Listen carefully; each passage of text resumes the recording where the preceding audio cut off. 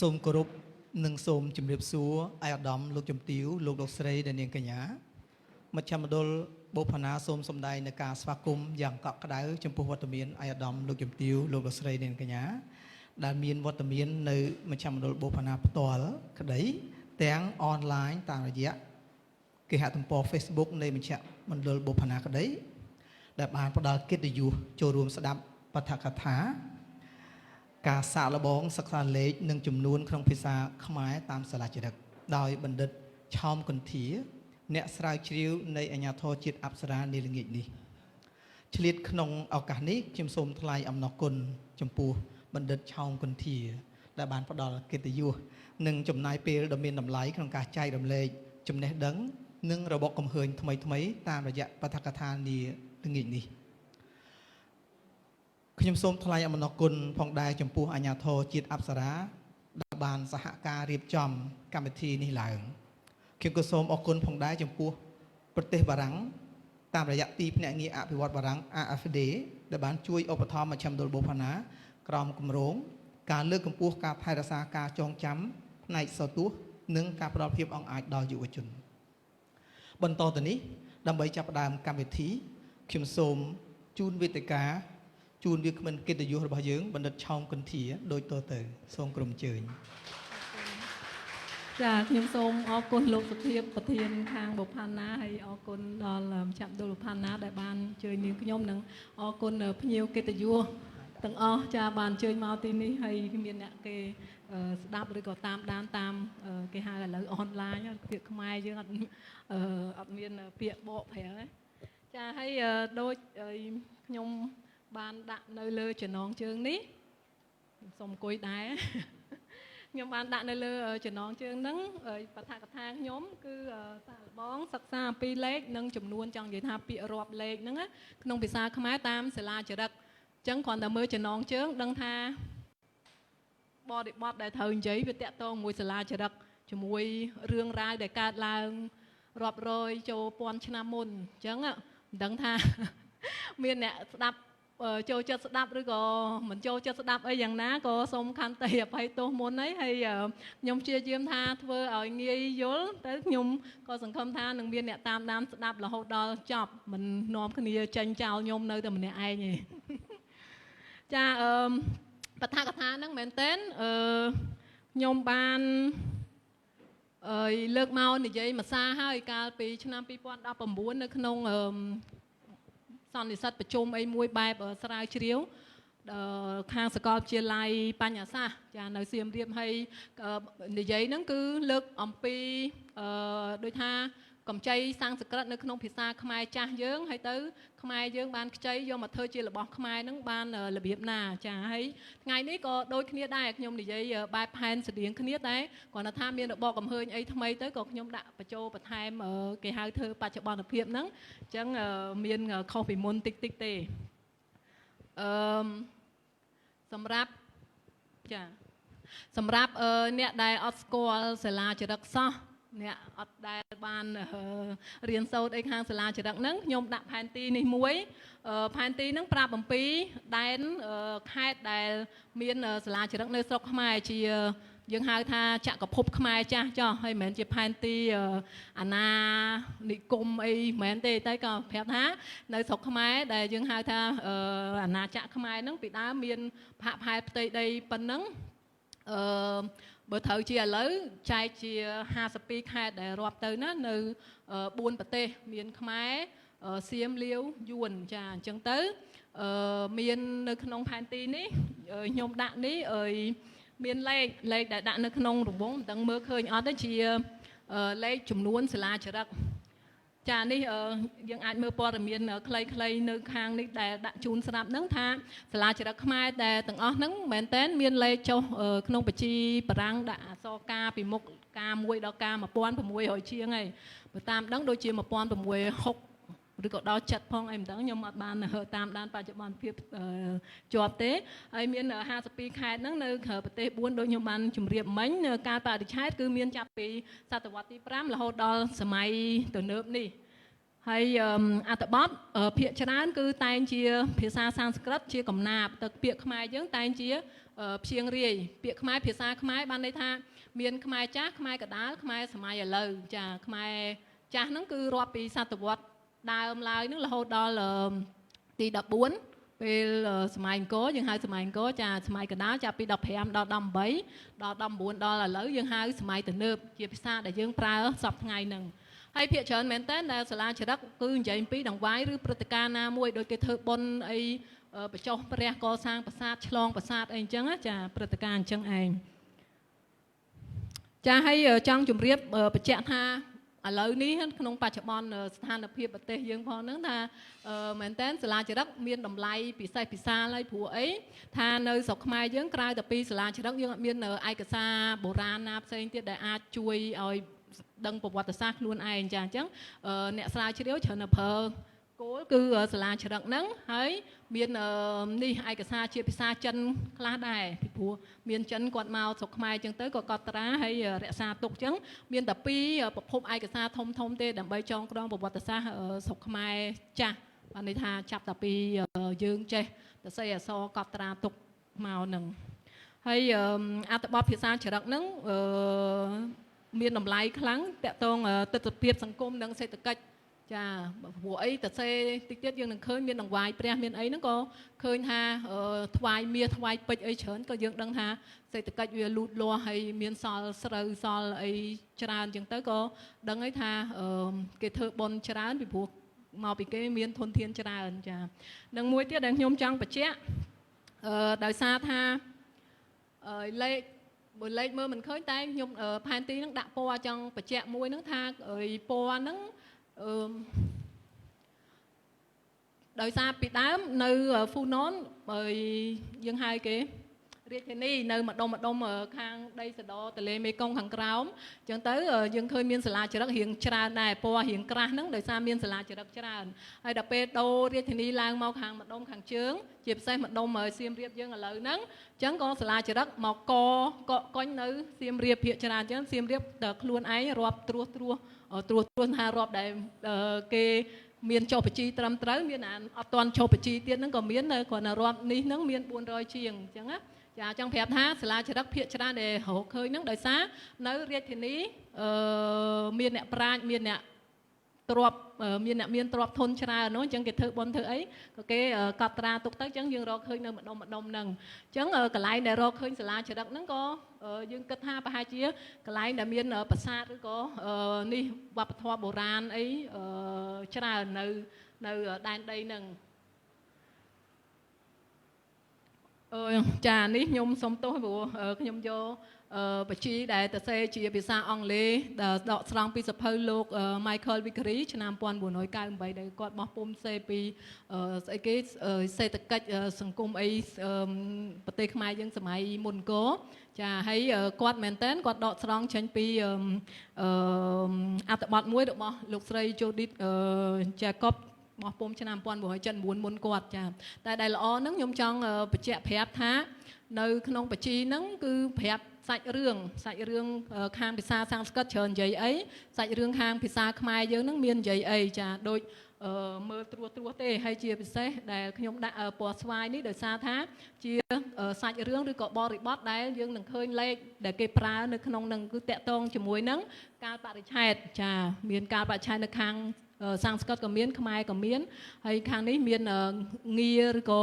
ឋានន្តរស័ក្តិរបស់អ្នកដែលធ្វើទានហ្នឹងទៅមានឈ្មោះខ្ញុំបម្រើនៅតាមប្រាសាទអីហ្នឹងចាហើយមានបជី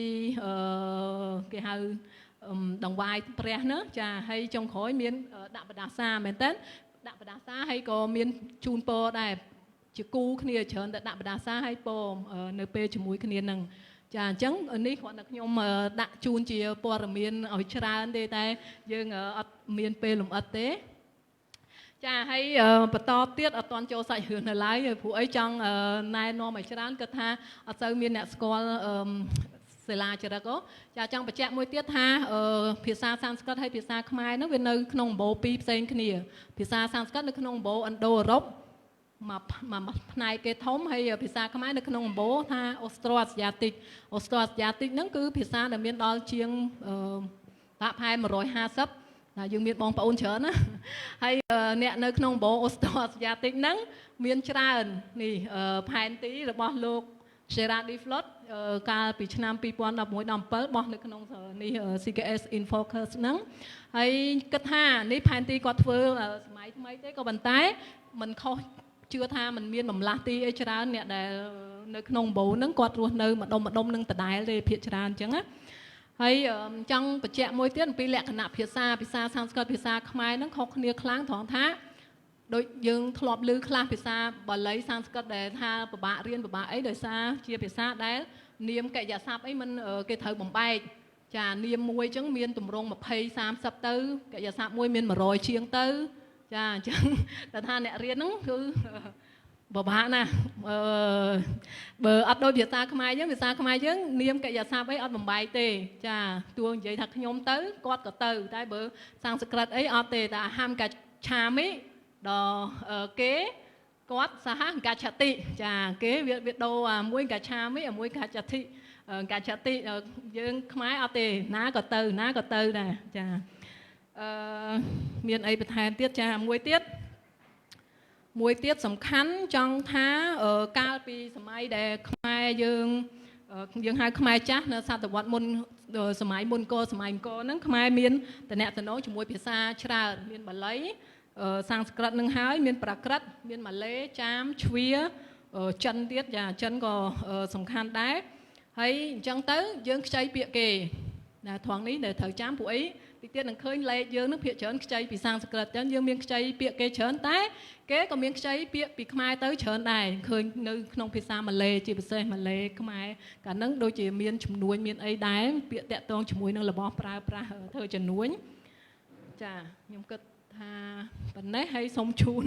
មួយចំណុចទៀតឯងនឹងបានចូលដល់ប្រធានបទចានេះតាក់ទងជាមួយនឹងគេហៅថាពិភពសំស្ក្រឹតខ្ញុំហៅពិភពអរិយធម៌សំស្ក្រឹតពីព្រោះមែនតើបកតាមបញ្ញត្តិដែលលោក Sheldon Pollock នឹងគាត់ទៅសេសភៅ The Language of the God in the World of the Man បើខ្ញុំចាំមិនច្រឡំគឺថាគាត់ចង់និយាយប្រាប់ថាសំស្ក្រឹតហ្នឹងគឺជាភាសាព្រះតែមនុស្សលោកយើងហ្នឹងយកមកប្រើហើយគាត់បង្កើតគេហៅបញ្ញត្តិមួយទ្រឹស្ដីមួយហៅ Sanskrit Cosmopolis ពិភពអ្នកដែលអរិយធម៌សំស្ក្រឹតហើយនៅក្នុងហ្នឹងមានដឹងហើយកម្ពុជាយើងចូលរួមនឹងគេនឹងឯងហ្នឹងអញ្ចឹងបានជាយើងបានអរិយធម៌ដូចថារុងរឿងខ្ពស់មុខមាត់គេហើយសំស្ក្រឹតហ្នឹងគឺជាធាតុស្នូលនៃអំណាចរបៀបដូចយើងឥឡូវអញ្ចឹងអ្នកណាចេះអង់គ្លេសចេះបារាំងចេះភាសាហ្នឹងគឺលយហឺហាចាសិតតែភាសាលំដាប់យើងប្រើពាក្យលំដាប់តែកុំភ្លេចថាភាសាខ្មែរក៏ពេលតែមួយហ្នឹងក៏នេះដែរបរិយាជាអីមិនចោលទេយកចិត្តទុកដាក់ណាជាភាសាប្រើក្នុងវាំងជាភាសាអ្នកខ្ពង់អ្នកខ្ពស់ដែរហើយនេះខ្ញុំដាក់ផែនទីឲ្យដឹងទេដោយសារមកជាងនេះខ្ញុំយកពីសភៅគាត់នឹងអីចាមកជាងនេះគឺម្ដុំភាគខាងយើងហៅឧបទ្វីបឥណ្ឌាព្រោះយើងប្រើពាក្យឥណ្ឌាចាកន្លែងនេះឲ្យបញ្ជាក់គ្នាឲ្យដែរដែលប្រើថាឥណ្ឌាជួនណាសម័យមុនណាឥណ្ឌាក៏មិនដូចជាឥណ្ឌាយើងឥឡូវដែរមិនថាដែនដីវាអាចធំធេងជាងហ្នឹងហើយឥទ្ធិពលអរិយធម៌អីអាចខុសពីផែនទីឬក៏ដែនដីឥណ្ឌាសពថ្ងៃអញ្ចឹងពេលណានិយាយឥណ្ឌាហ្នឹងក៏សម័យដល់ឥណ្ឌាសម័យចាស់មិនថាឥណ្ឌាដែលប្រើភាសាសំស្ក្រឹតជាភាសាធំចាអញ្ចឹងមានភាគហ្នឹងតំណងមកដែនដីអាស៊ីអាគ្នេយ៍យើងនេះពូណនអីស្រុកខ្មែរយើងនេះនៅអញ្ចឹងចាអញ្ចឹងក៏មានតាក់ទងគ្នាហើយមានជ្វាមានអីហ្នឹងក៏គេសកម្មខាងសំស្ក្រឹតនឹងដែរបានថាដូចបបួលគ្នាមកហឹកហ្នឹងគឺនាំគ្នាប្រើតែសំស្ក្រឹតអញ្ចឹងទៅកើតជាអរិយធម៌អស្ចារ្យអញ្ចឹងទៅវាខុសអីពីដូចយើងអង់គ្លេសប្រហែលជាប្រហែលឆ្នាំ50-60ឆ្នាំអីអញ្ចឹងនាំគ្នាប្រើអង់គ្លេសក៏ខ្ពស់មុខទៅខ្លាចជាភាសាទំនើបភាសាល្អនិយាយរួមវាអ្នកណានិយាយអង់គ្លេសទៅវាដូចលយជាងខ្មែរគេអត់និយាយថាខ្ញុំមកយឺតទេគេខ្ញុំមកលេតអីអញ្ចឹងខ្ញុំមានច្រើនជាមួយភក្ត្រាចាដោយសារខ្ញុំរៀនខាងភាសាខ្មែរខ្ញុំចេះតែចង់សកត់ឲ្យប្រើខ្មែរច្រើនកុំនាំគ្នាប្រើអង់គ្លេសអញ្ចឹងចាមកឥឡូវនេះចូលប្រធានបទលេខទៅចង់ប្រាប់ពីដើមកំណើតពាក្យលេខហ្នឹងក៏ថាយើងដឹងខ្ចីពីបាលីសំស្ក្រឹតខ្ញុំថានឹងខ្ចីពីណាតែថាបាលីសំស្ក្រឹតអញ្ចឹងហើយមានន័យថាគំនូសនៅក្នុងភាសាដើមគេមានន័យថាគំនូសហើយនៅសម័យអង្គរហ្នឹងអត់មានពាក្យលេខនឹងប្រើទេអញ្ចឹងពាក្យដែលប្រើគឺសង្খ্យាមែនណាសង្খ্យាផ្អែមយើងណាសង្খ্យាចាមានន័យថាលេខហើយលេខហ្នឹងគឺដែលថារហសម័យកាលអត់ដឹងក៏ប៉ុន្តែក៏គិតថាប្រហាក់ប្រហែលជាម្ដុំសម័យអាណានិគមបារាំងឬអីពីព្រោះនៅសម័យអាណានិគមបារាំងឃើញគេចាប់ផ្ដើមមានពាក្យលេខាធិការហើយនៅពេលហ្នឹងលេខាធិការលេខកន្លែងហ្នឹងខ្ញុំគិតថានៅមានន័យថាគំនូសអីនៅឡើយអញ្ចឹងណាចាថាជារយៈពេលដែលគេដូចមានការផ្លាស់ប្ដូរហើយមិនដឹងថានៅក្នុងចំណោមអ្នកដែលចូលរួមស្ដាប់ហ្នឹងមានអ្នកណានៅចាំសុភាសិតនេះសម្ដីជាឯកលេខជាតួអក្សរជាត្រីបាច់បញ្យល់ន័យអីច្រើនទេមែនអត់សម្ដីជាឯកបានថាសម្ដីគឺលេខ1លេខជាតួលេខ2អក្សរជាត្រីលេខអក្សរលេខ3ណាមុនគេយកសម្ដីណាមនុស្សយកសម្ដីអញ្ចឹងណាចាអញ្ចឹងលេខសម្ដីនឹងមុនគេហើយកន្លែងនេះដែលខ្ញុំយកមកលើកយកមកនិយាយពីព្រោះអីចង់ប្រាប់ថាលេខកន្លែងហ្នឹងឲ្យបង្ហាញពីអត្ថន័យល្អមិនថាជាអ្វីដែលនៅចន្លោះសម្ដីហើយនឹងអក្សរ សំដីជាយើងហៅអីគេធម្មជាតិពិតមនុស្សកើតមកនិយាយអីបានអញ្ចឹងថាស្អីដែលមនុស្សកើតមកមានសមត្ថភាពណាកើតទៅនិយាយបានអត់ដូចសត្វគេមានតាមពិតគេមានភាសាគេដែរតែគ្រាន់ថាយើងនិយាយមានលក្ខណៈផ្សេងមួយទៀតជាភាសាច្បាស់លាស់ជាងអញ្ចឹងសំដីនិយាយបែបធម្មជាតិហើយអក្សរជាអ្វីដែលមនុស្សបង្កើតហើយអក្សរគឺអីគឺសម្រាប់កត់សូរបង្កើតជាពាក្យមិនចឹងចាកត់សូរបង្កើតជាពាក្យដល់លេខក៏គំនូសមិនថាវាចូលចន្លោះពីដែនសំដីវាឡើងជាខ្យល់ទៀតហើយឡើងជានិយាយតែវាមានគំនូសមានអីអាចទុកតជំនាន់អីបានហើយតែខុសពីអក្សរគឺអត់សម្រាប់បង្កើតពាក្យទេតែសម្រាប់កត់ត្រាចំនួនចាបរិមាណចំនួនដើម្បីបង្កើតជាចំនួនអញ្ចឹងវានៅចន្លោះគ្នាអញ្ចឹងចង់ឲ្យចាប់កន្លែងនឹងបានដែរពីព្រោះលេខហ្នឹងសំខាន់ដោយសារដូចយើងនេះយើងមានលេខខ្មែរតែអត់ចោលទេយើងអាចប្រើលេខអារ៉ាប់លេខរ៉ូម៉ាំងអីមិនអញ្ចឹងណាយើងរៀនលេខគំនូសគូហើយយើងសម្គាល់នឹងលេខ1ឃើញទៅលេខ1តែភាសាដែលយើងនិយាយអាច1តែបើបារាំងគេឃើញគេហៅអាងអញ្ចឹងអង់គ្លេសទៅ1អញ្ចឹងទៅតែលេខយើងមើលឃើញអញ្ចឹងវានៅចន្លោះដែនអញ្ចឹងចង់ប្រាប់អញ្ចឹងហើយកុំភ្លេចមានខ្មែរយើងចង់ភ្លេចអស់តែមានលេខមួយប្រភេទទៀតគេហៅលេខអត្តៈច្រើនតែតាក់គុណគូហោរាណាខ្ញុំខ្លួនឯងក៏អត់ចេះដែរតែគ្រាន់តែរំលឹកថាយើងមានលេខមួយបែបហ្នឹងឥឡូវសុំទៅទៀតហើយនេះខ្ញុំដកចេញពី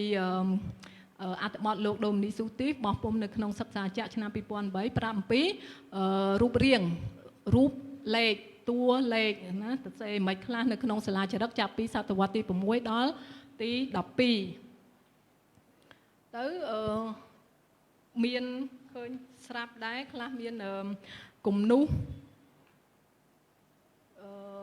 មានពីលេខ0ដល់លេខ300មើលឃើញចានេះខាងក្រោមមើលសុំឆ្លងទៅនេះគេលោប្រហែលជាអាច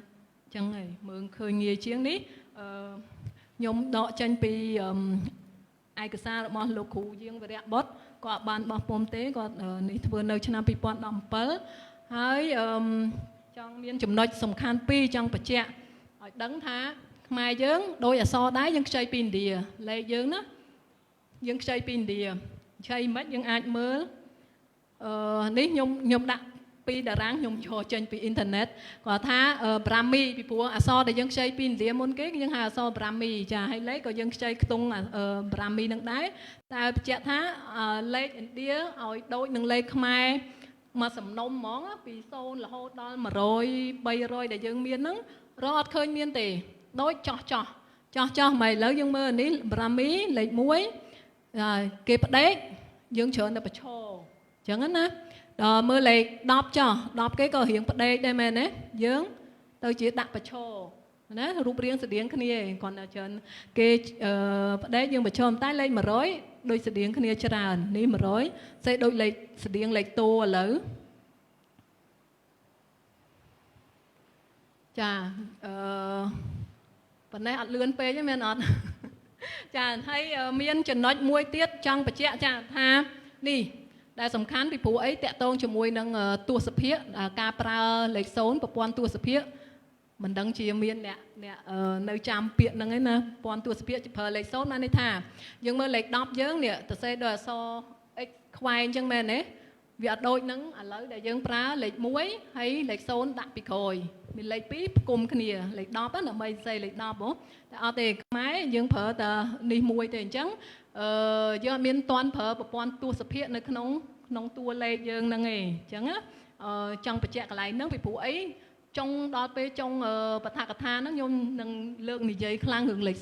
0តែមើលហាក់ជានិយាយទាស់ចិត្តអ្នកច្រើនអីមិនដឹងតែក៏សុំនិយាយឲ្យអស់ចិត្តខ្លួនឯងដែរចឹងអានឹងមួយចាហើយមួយទៀតចង់ប្រាប់ថាខ្មែរយើងអត់ប្រើប្រព័ន្ធតួសភាគនៅក្នុងតួលេខខ្លួនឯងទេហើយប្រើប្រព័ន្ធបូកលេខបូកមិនយើងមើលលេខ10សេអញ្ចេះរៀងខ្វែងអញ្ចឹងដល់លេខ20តួលេខរបៀបអញ្ចេះចុះមកមើល30ឃើញតែសេ20 10ហើយអានអញ្ចឹងអាន20 10អត់សូវខុសពីយើងឥឡូវទេណាចាសម័យដើម20គាត់អានថា20តាប់ចាអញ្ចឹងទៅយើងដឹងហើយ20 10 20បូក10 30ដើម្បីសម្គាល់លេខ30អាពាក្យថា30ដែលយើងនិយាយ40អីហោហែហ្នឹងស្អីខ្ចីពីគេណា hay chơi bị nạn nát đăng ấy mà nó tại kế nó có cái chơi to bị chân này chà nâng ấy miền Pân đấy chà để nhục đạ đà rang đi đấy ở trong bạch chè lõ phụ ấy là cú quạt cú dương rẽ bót quạt đạ lê niệm bịa rọp lê ở dương đằng nó bịa để pra nó nông sả chờ đặng nâng miền xốn sun nha chân tới còn lá đôi dương phở lỡ nữa còn đâu ta còn lá máu nữa là lỡ muối quế pí pí bay chân tới là lỡ việc bay và to hồ hai buôn là hồ đó mà rồi ní dương xây sang cắt dương ăn miên bịa rồi đôi là lỡ phở tế phở sạch tạ thầu chuyện bà lấy sạch tạ đôi dương giấy sạch tổ quạt anh trắng chàm trắng sạch tạ nứng mà rồi ta cho nó có thai màu một tiền rồi mùi trong giấy mùi rồi nâng ảnh hay chú ná phở pram phây mà này thá mà phây pram đòn mền pram mà phây đòn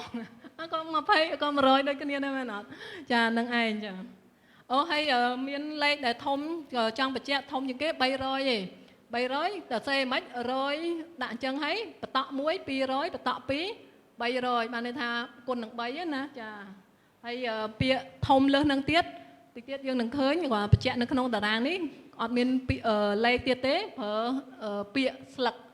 chà có bịa sλક đôi sλક chơi ấy dương nâng tái xong qua lấy buồn rồi nè để ọt riêng khang bồ ran vì chia khang so sang bồ ran ọt hạ và hai lề tái vừa nè thlom riêng đằng là chà đôi dương phở plón sai sập mà dương phở bồn buồn miền nào lấy buồn chứ là plón sai sập mà tờ bỏ thấy plón hay ní từ sλk nắng buồn rồi xóa còn đạo và ruộng ní nhung trong và há nhung pi chà bịa mình ta nhung phải vô mình hai ban trà đấy chà ní chà để trong hẹp tha lơ tập bị lệ nắng bay rối nhưng lại miền tua lệ nữa tua lệ miền pan nắng bị bay rối có phở bịa sλk lơ tập bị sλk tiết khơi miền bịa pon có phở chơi sang skat tiết này sahasra thời dương sahasa bà lấy sahasa bọt đó chà sahasa nắng sahasra mà pon thấy xong tô miền khmer mùi tiết bịa khmer thông những cái mà pon nó không là chỉ đặc khơi chỉ lấy nắng qua phở bịa chanh rồi có khăn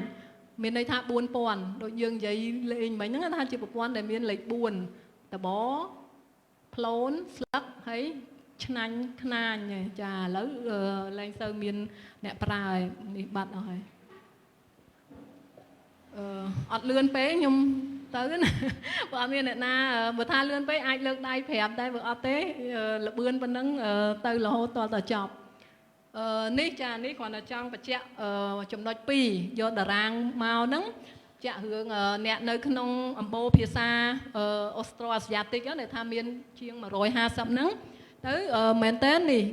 còn là mưa bay khẳng lơ để tham miền được không bố nắng miền khmer giống để tha chào tiếng cái miền môn này đấy rồi cả chia cái hai bộ rong thông đài bộ môn khmer giống vậy á chà tới khmer để xa miền rây thoa phong pua mônกับphong pua đây tùng khỏi tới cầu khnia thề anh chăng chà hay miền tu ông phía xa môi sầm khăn đấy Việt Nam mình nướng yuán phía xa Việt Nam đó hay nỉ mồn trong bạch chè hướng pi hướng muối tẹt tông chỉ muối nắng lấy sồn trong ở con sầm con tha biện nơi không phía xa khmer ở bộ môn khmer cái đó bộ Austrasiatic từng múl ọt miền bịa hai lệch sồn tề vẫn ha bịa khmer những sun nhá sồn nó cứ chơi bí sang sự cật chà hay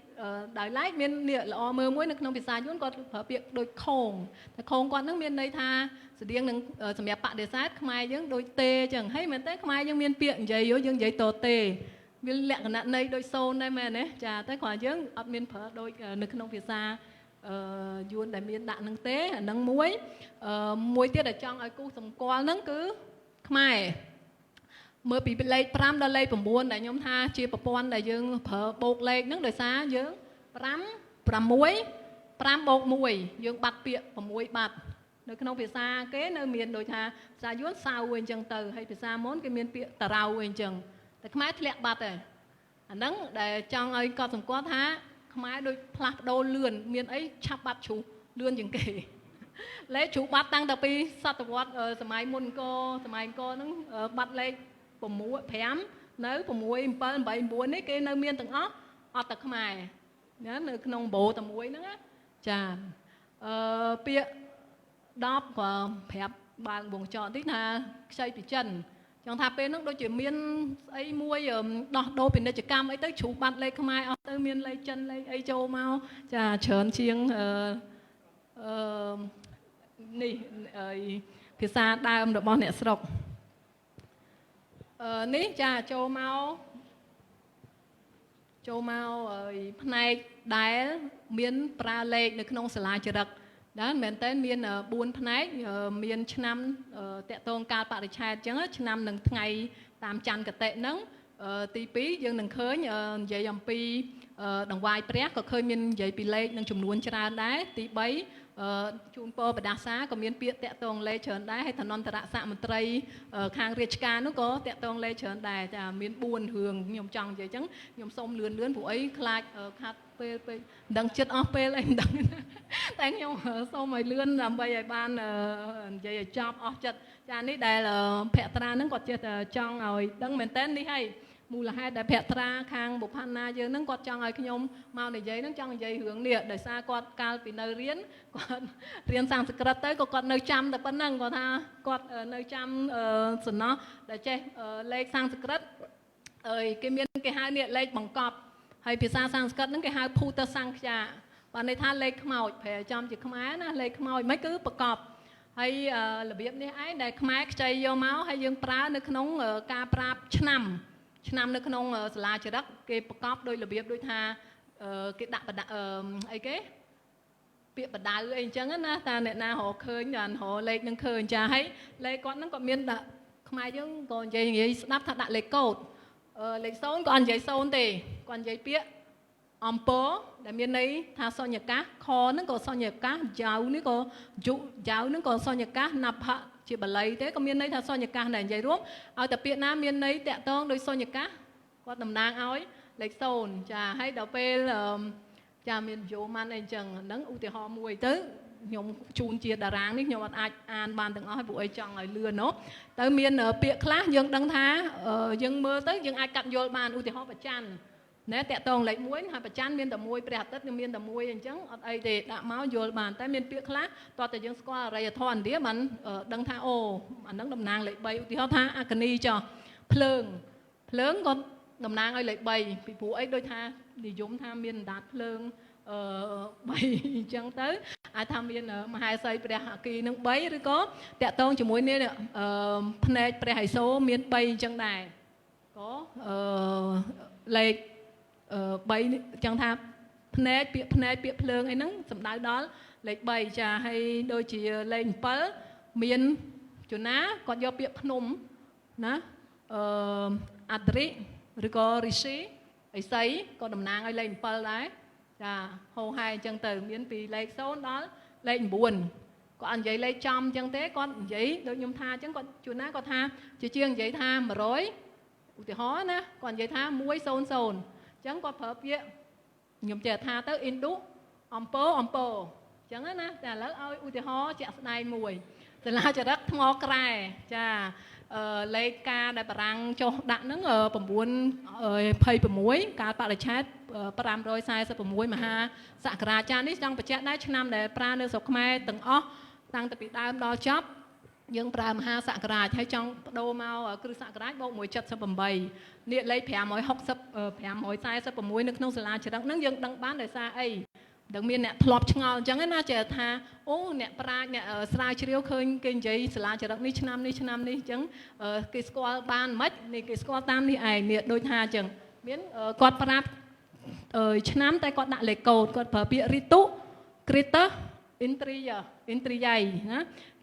ជាការបែកនាមនៅក្នុងសំស្ក្រឹតអញ្ចឹងរិតុមានន័យថារដូវអញ្ចឹងមានប៉ុន្មាន6ពីព្រោះនៅឥណ្ឌាមិននៅស្រុកខ្មែរបើរដូវស្រុកខ្មែរសង្សារមានតែ2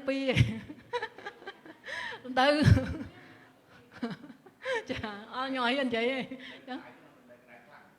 តែ ទេរដូវដីហុយនិងរដូវទឹកលិចសុំទោសចាដល់ទៅគ្រីត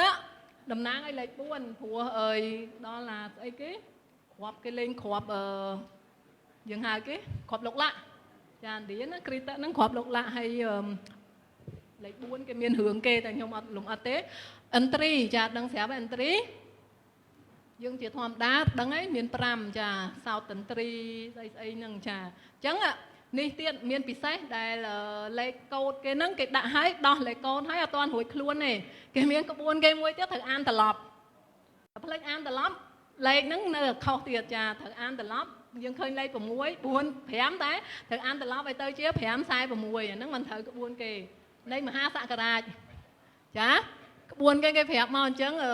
អង្គការណាមវ៉ាម៉ូតូកាទីដូចថាអីសីព្រាមបង្រៀនមកប្រាប់ថាត្រូវថាលេខរបៀបហ្នឹងចាត្រូវតែកាច់ត្រឡប់មកបាននេះត្រូវតាមក្បួនគេហ្នឹងគឺត្រូវតែប្រើអញ្ចឹងចាជាប្រភេទភូតសង្ឃាហើយខ្មែរអញ្ចឹងមានប្រើ2យ៉ាងចុះនៅក្នុង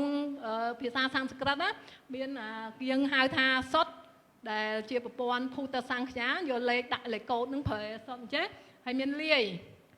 មិនគាត់ប្រើខទ្វិសារៈប្រើតែ3ពាក្យនេះចុះខហ្នឹងយើងឃើញមិញហើយមានន័យដោយអំពើមានន័យថាសញ្ញកាសចា0ទ្វិហ្នឹងជាពាក្យមានន័យថាលេខ2ដោយគាត់រាប់ឯកទ្វិណាឯកទ្វេត្រីនេះចាត់ថ្វារីអីអញ្ចឹងចាលេខ2ដូចយើងនិយាយខ្មែរថា2អញ្ចឹងណាចាមិនមែនជាលេខកូដទេហើយបានមានដាក់លេខកូដមួយទៀតសារៈសហ្នឹងប្រែថាព្រួញហើយព្រួញគាត់ហ្នឹងតំណាងលេខប៉ុន្មានលេខ5ហើយព្រួញនេះតើដូចខ្ញុំថាអញ្ចឹងដឹងរឿងដែរដោយសារនៅក្នុងប្រពៃណីព្រាហ្មណ៍តំណាងឲ្យព្រួញស្ដេចព្រះកាមទេពមាន5ចាអញ្ចឹងទៅឲ្យតែឃើញព្រួញយើងត្រូវដាក់5ឃើញអានេះ0 2 5ដែរសំដៅលើឆ្នាំ520ហើយនេះជាសាលាចរិតខ្មែរដំបូងបំផុតដែលមានការបរិច្ឆេទតែជាភាសាសំស្ក្រឹតពីទៀតយើងនឹងឃើញចានេះខ្ញុំដាក់បង្ហាញកែងលោមានអ្នកអត់ជឿនៅលើសាលាចរិតទៅសេអញ្ចឹងថាវាលុបអស់ហើយទៅមានអ្នកកាលចាចង់ជំរាបបន្តិចដែរថាសាលាចរិតដែលសំណៅផ្ដាំនេះខ្ញុំដាក់យកមកច្រើនយកមិនច្រើនទាំងអស់ហើយយកពីសំណៅផ្ដាំរបស់សាលាបារាំងចុងបូព៌ា FAO ហើយអ្នកកាលឲ្យឈ្មោះខាត់ណាពីខាត់ណាគាត់ចេះកាលអញ្ចឹងមកស្រួលយើងមើលអត់ទាន់ឆ្លងដល់ប្រភេទកាលបរិច្ឆេទជាខ្មែរភាសាខ្មែរតែនេះចង់ជូនមកបែបទៀតនៅក្នុងសាលាចរិតគាត់ក្រៅតែពីប្រើដាក់លេខកូដប្រើលេខកូដផងពាក្យផងលាយគ្នាឥឡូវគាត់ប្រើពាក្យជាលេខសុទ្ធហ្មងនៅក្នុងភាសាខ្មែរទៀតនេះសាលាចរិតភាសាខ្មែរហើយសម័យក្រោយមកនាំគ្នាខ្លាយគាត់ខ្ជិលលោទៅគាត់ស៊ូញ៉ាណាវ៉ាអាស្តាដឹងហើយពាក្យស៊ូញ៉ាមានន័យថា0ណាវ៉ាមានន័យថា9អ្នកវៈ9អាស្តាអាស្ដា8ចាពេលអញ្ចឹងទៅ0 9 8ហើយកុំភ្លេចក្បួនគាត់នៅគោរពដែរត្រូវត្រឡប់អត់មានខ្ជិលត្រឡប់ទៀតទេតែក្រោយមកមានអញ្ចឹងទៀតមានខ្ជិលត្រឡប់ទៀតក៏មានដែរចាទៅវាបាន890ត្រូវជា968គ្រិស្តសករាជអញ្ចឹងណាយើងបូកថែម78ចានេះស្តៀងគ្នាណាក្រោយមកមានចរិតស្វ័យលើអីឯកណាវអស្ទចត្វារីតោណាវតោជានេះទេជាប្រក្រិតមែនតើត្រូវទ្វេអញ្ចឹងបានសំស្ក្រឹតគាត់មានលាយប្រក្រិតខ្លះអស្ទត្រីនីណាវអស្ទណាវశូન્યឯកនេះមាន14លេខក៏គាត់នៅតែប្រើអញ្ចឹងដែរណាវ9శូન્યណា00ឯក1អញ្ចឹង1009នៃមហាសករាជបូកទៅ1087គ្រិស្តសករាជសូមផឹកទឹកផ្លែ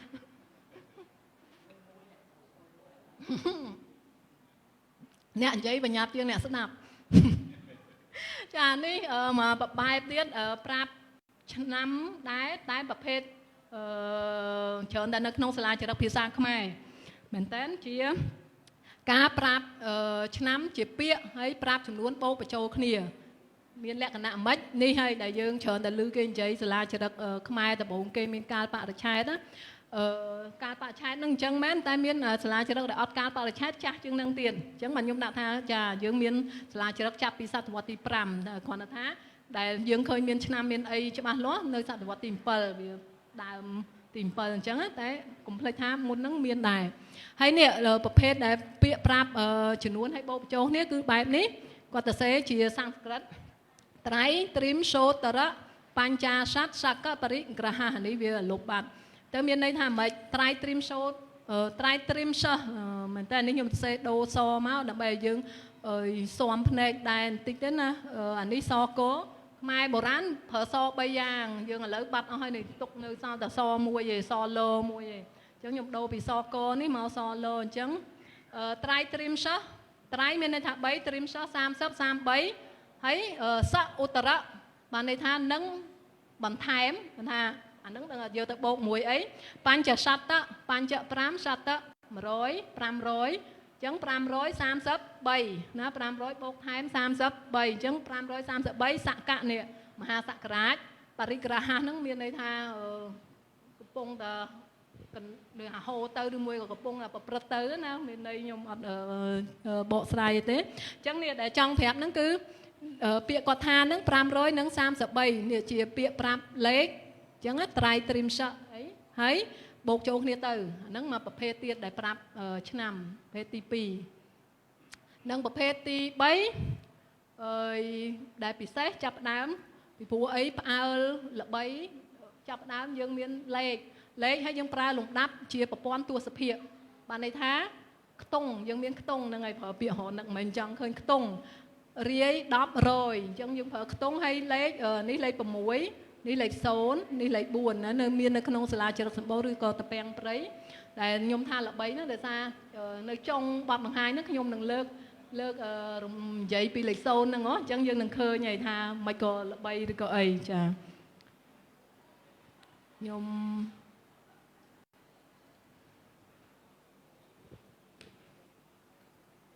ចាដូចគាត់ប្រាប់ថាសាលាចរិតហ្នឹងមានលេខឆ្នាំប៉ុណ្ណឹងហើយខ្ញុំត្រូវតែបង្ខំឲ្យជឿខ្ញុំនៅចង់និយាយឆ្នាំហ្នឹងចង់ប្រាប់ថាគាត់ហ្នឹងនៅឆ្នាំហ្នឹងមានម្ចាស់ទានគាត់ឈ្មោះវិទ្យាគិរតិលោកធ្វើបុណ្យថ្វាយព្រះអមរេសវរៈអញ្ចឹងទៅក៏បានជាកត់ត្រាឆ្នាំ604ហ្នឹងអញ្ចឹងខ្ញុំឆ្ងល់ថាមិនក៏នៅក្នុងបរិបទអីគេនិយាយឆ្នាំហ្នឹងឲ្យធ្វើបុណ្យចា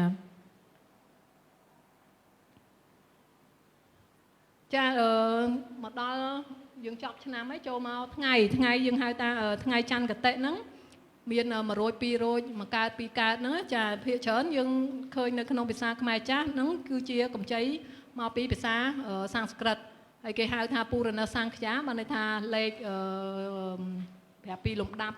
ទី1ទី2ទី3អញ្ចឹងចាហើយយើងឃើញចាប់ពីទី4ទៅចតុរធីចតុរដាស៊ីរហូតដល់ចតុរដាស៊ីបានថាទី4រហូតដល់ទី14គាត់ខ្ចីដាក់ប្រើសំស្ក្រឹតអញ្ចឹងតែបើទី1ដល់ទី3គាត់ប្រើ1 2 3អត់អីទេតែដល់ថាទី4គាត់មិនដឹងហេតុណាទេគាត់ដឹងតែប្រើចតុរធីបញ្ចមី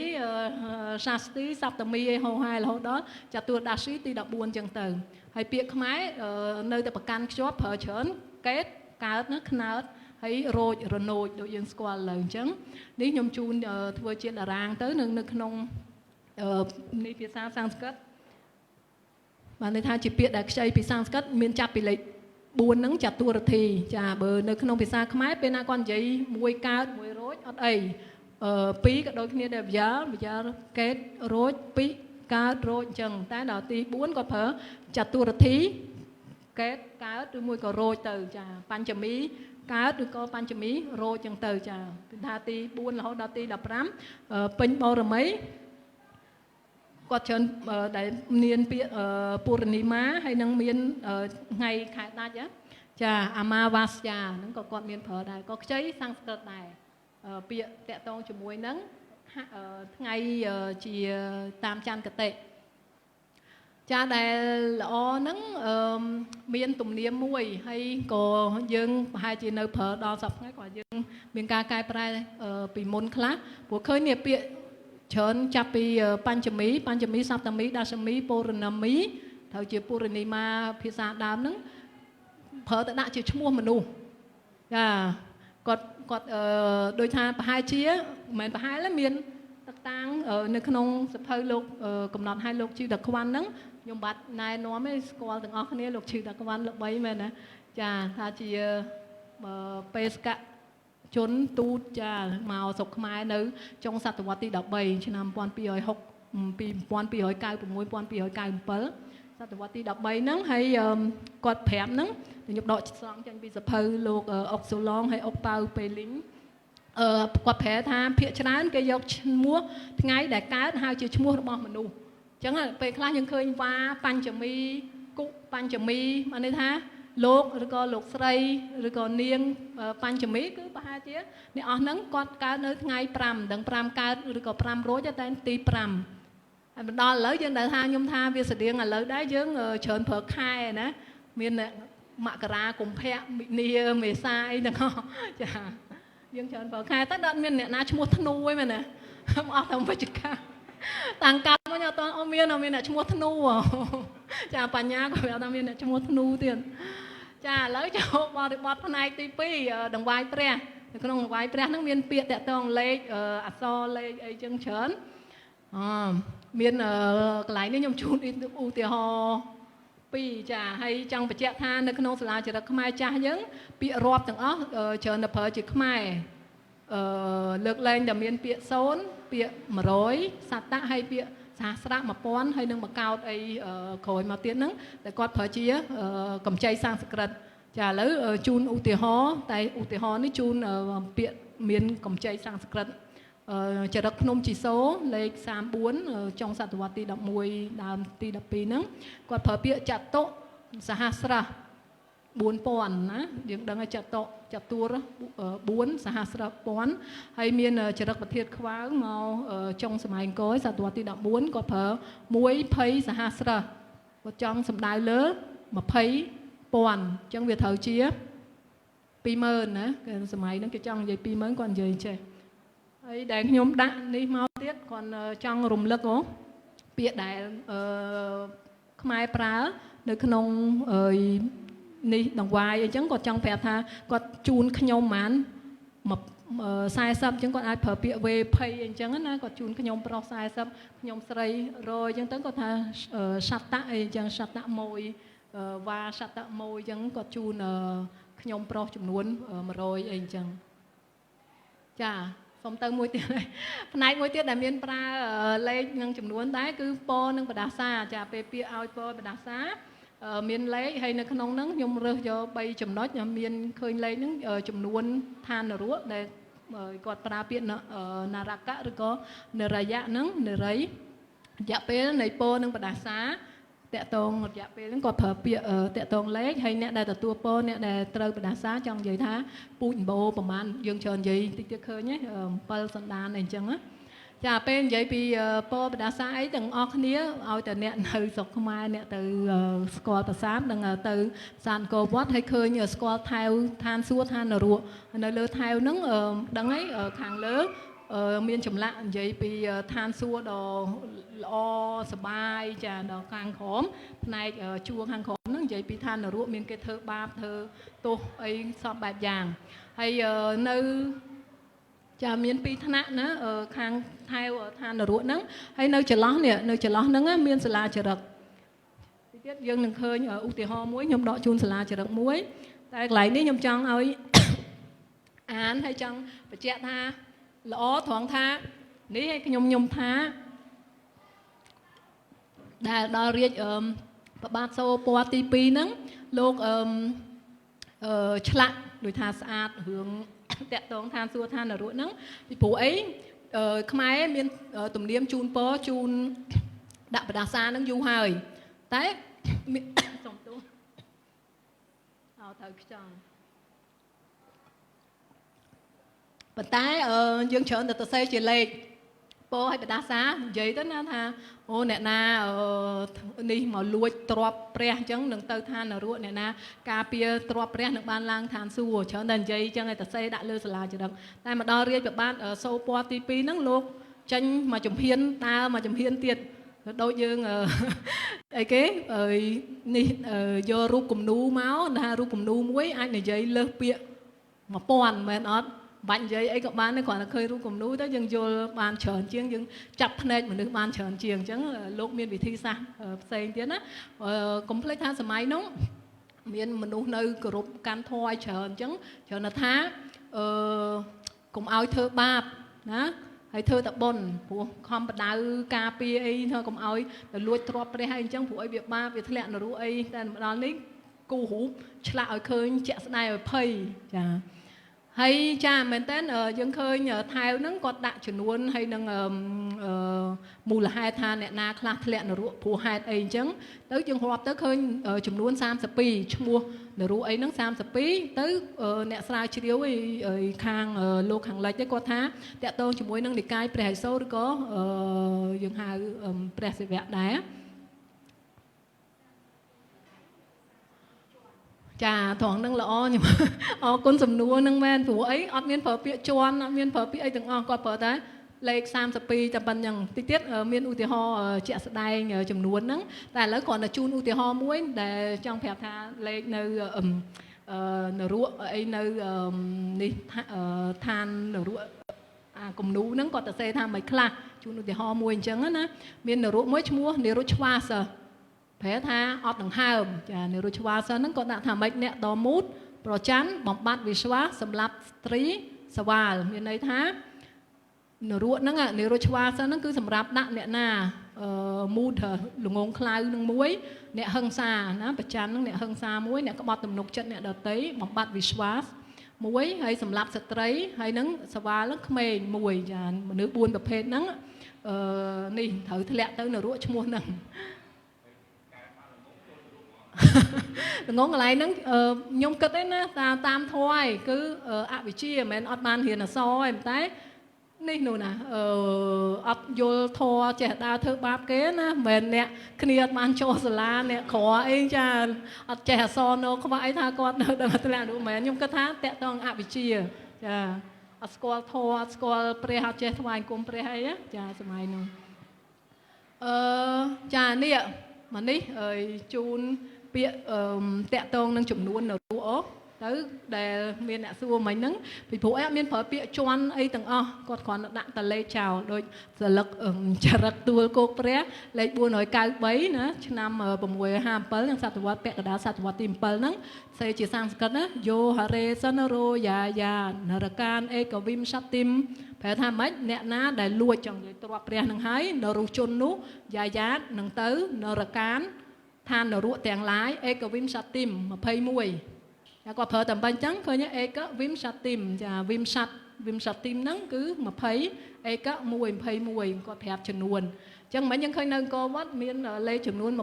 32តែមានសាលាចរិតខ្លះគាត់កត់ចំនួនផ្សេងណាក្រៅពី32មានខ្មែរយើងស្គាល់នរក21ហើយចរិតព្រៃមានស្តៀងគ្នាដែរអេកវិមសនិរាយណានរក21ចរិតភ្នំបន្ទាយនាងគាត់ប្រើជាភាសាខ្មែរហ្នឹងគេសោយត្រៃត្រិមសនរកចានរកហ្នឹងគឺដូចនឹងនេះយើងមិញហ្នឹងអង្គរវត្តនរក30អត់ដូចសំទោសគាត់33មិន32ណាដល់33ហើយមានអ្នកស្រាវជ្រាវលោកសកសេដេសណាគាត់ថាងប្រហែលគឺគាត់ច្រឡំអីមែនតើ33ហ្នឹងសំដៅលើចំនួនទេវតាឯងព្រោះអីទេវតាអីច្រើនតែ33ហើយបើនរកដូចនិយាយមិនអញ្ចឹងគេច្រើនតែស្គាល់32ចាអញ្ចឹងប្រហែលគាត់ច្រឡំតែយើងអត់ដឹងមូលហេតុច្បាស់ទេហើយប្រាសាទថ្នល់ឈូកចានេះក៏ខ្មែរដែរគេជាតិទ្វាត្រិមសនរកហ្នឹងថាទៅកើតនៅនរក32នឹងចុងក្រោយប្រាសាទចរិតវត្តតងែនទ្វាត្រិមសចាជាសំស្ក្រឹតទ្វាត្រិមសនរកាំងកតាណានឹងទៅឋាននរក32អញ្ចឹងឃើញចំនួនដែលដាក់ហ្នឹងយើងឃើញមាន21 33តែមែនតើដែលស្គាល់ច្រើន32ហើយ32ដូចនិយាយគឺតកតងជាមួយនឹងនិកាយព្រះឥសូរចាមែនតើមានអ្នកហៅឈ្មោះអីបំពេញព្រោះសាលាចរិតនៅអង្គរវត្តយើងអាលុបឈ្មោះនរកខ្លះតែបើយើងធៀបជាមួយនឹងបជីដែលមាននៅក្នុងនិកាយគម្ពីរនិកាយព្រះឥសូរគេហ្នឹងនៅឥណ្ឌាហ្នឹងយើងអាចប្រគ្រប់មកវិញបានចាតែខ្ញុំអត់លំអិតទេឥឡូវចូលមកមួយទៀតរយៈពេលឲ្យពរនឹងបណ្ដាសាចារយៈពេលហ្នឹងគាត់ច្រើនតែប្រើតាក់តងនឹងយកព្រះអាទិត្យហើយព្រះច័ន្ទជាគោល ថារហូតដល់ព្រះអាទិត្យហើយព្រះច័ន្ទគង់នៅអញ្ចឹងអត់មានលេខទេទាំងភាសាខ្មែរទាំងភាសាសំស្ក្រឹតក៏ច្រើនប្រើអញ្ចឹងដូចសំស្ក្រឹតសូរ្យាស្ចចន្ទ្រាស្ចអញ្ចឹងហើយខ្មែរច្រើននិយាយថាចន្ទ្រាដិតមានឡើយណាចន្ទ្រាទិត្យមានឡើយរហូតដល់ព្រះអាទិត្យនិងព្រះច័ន្ទគង់នៅតែដែលខ្ញុំទាញនេះមានប្រើលេខមកគាត់ប្រើនេះទៀតណាអាណន្តកាល់អាណន្តកាប់ណាអស់កាប់រាប់មិនអស់អនន្តអនន្តគឺអត់មានទីបញ្ចប់នៃណាចាហើយនេះដែលសំខាន់ដែរពីព្រោះអីខ្មែរមានខ្ចីលេខ0តទេស្អាតចាប់ដើមគេរហូតដល់គ្មានទីបញ្ចប់ថាលេខដាក់លេខ0ប្រមាណទៀតក៏អត់អស់ដែរចាមានគាត់ខ្ចីបញ្ញត្តិទ្រឹស្ដីហ្នឹងមកតាំងតែពីយូរហើយមានមួយទៀតគាត់ដាក់បដាសាភាគច្រើនចូលក្នុងបដាសាទេនៅថាឲ្យកាល់កោតយុគសហស្រៈចាថាឲ្យមួយកោតកាប់នឹង1000យុគហើយមួយកាប់ហ្នឹងដូចជាមានប្រមាណលានឆ្នាំមនុស្សយើងហ្នឹងហើយមួយយុគហ្នឹងក៏មានច្រើនទៀតអញ្ចឹងបូកគ្នាទៅហើយមួយកោតនេះបានន័យថាមក10លានចាវាច្រើនហួសនិយាយតែវានៅចាញ់អាណន្តនេះមែនទេអាណន្តវាចារាប់មិនអស់ទៅក៏គាត់មានប្រើពាក្យសហស្ដេចកំណើតថា1000ជាតិទៀតណាតើអ្នកណាលួចព្រះនឹងទៅធ្លាក់នរកឬក៏អី1000ជាតិចាជូនឧទាហរណ៍មួយប្រាសាទភ្នំបន្ទាយនាងក្នុងសតវត្សទី10ចានេះគាត់សរសេរនេះចាប់ពីនេះទៅនៅគេដសកल्បណានេះគេសោយត្រៃត្រៀមសៈនរកៈយ៉ាវត្តចន្ទ្រឌិតមានឡើយនេះបានថាអ្នកដែលលួចទ្រព្យថ្វាយព្រះហើយនេះអ្នកនោះនឹងត្រូវទៅនរក33ហ្នឹងណាដែលយើងឃើញពាក្យថា33រហូតដល់ព្រះអាទិត្យនិងព្រះច័ន្ទគង់នៅដូចនិយាយចឹងនេះលោកសាស្ត្រាចារ្យ George Seden គាត់ថាប្រហែលគាត់ច្រឡំហើយគាត់ចង់និយាយ32ទេណាហើយមានឧទាហរណ៍មួយទៀតរៀងវែងចរិតប្រាសាទថ្នល់ឈូកគាត់ថាគេនៅគេដល់បំបត្តិជាចាយធំនេះទំនើបខ្ញុំភូមិកទេពទ្របដល់តិលោកតនេះអ៊ីហាលោកគេសោយរាជភ័យនាប្រការណាប្រការអំវល់នៅរោគផងដល់អត់សង្ខ្យាយ៉ាអស់លេខដាក់មិនក៏ស្លាប់គេជាតិទ្វាត្រិមសនរកៈនរក32សោយស្វ័យហ្នឹងគឺសោយដូចយើងនិយាយឲ្យងាយស្ដាប់ណាសោយយតនាណាប្រការនាប្រការអ៊ីកាល់យកកោតិយកសហស្រាចាទៅពាក្យពេញដែលនៅក្នុងសាលាចរិតហ្នឹងហើយមានន័យថាអ្នកដែលបំបត្តិឬកំចាយប្រធននេះរួមមានខ្ញុំបំរើដីធ្លីទ្រព្យព្រះដតីហ្នឹងអ្នកហ្នឹងត្រូវរងទោសពីពរាជាហើយកើតរោគច្រើនរាប់មិនអស់ហ្នឹងពេលនៅរស់ដល់ថាស្លាប់ទៅត្រូវកើតនៅនរក32គាត់ប្រើតែពាក្យប៉ុណ្ណាអត់ដឹងជន់អត់ដឹងអីទេទៅរងតនកម្មជាច្រើនប្រការអស់រយៈពេលប៉ុណ្ណេះទៀតមួយកោតកាប់នឹង1000យុគចាថាស្ដាប់ទៅគឺអ្នកដែលចេះអ្នកដែលលឺហ្នឹងលែងហ៊ានធ្វើហើយព្រោះវាយូរនរកនៅក្រោមហើយទៀតយ៉ាងនេះ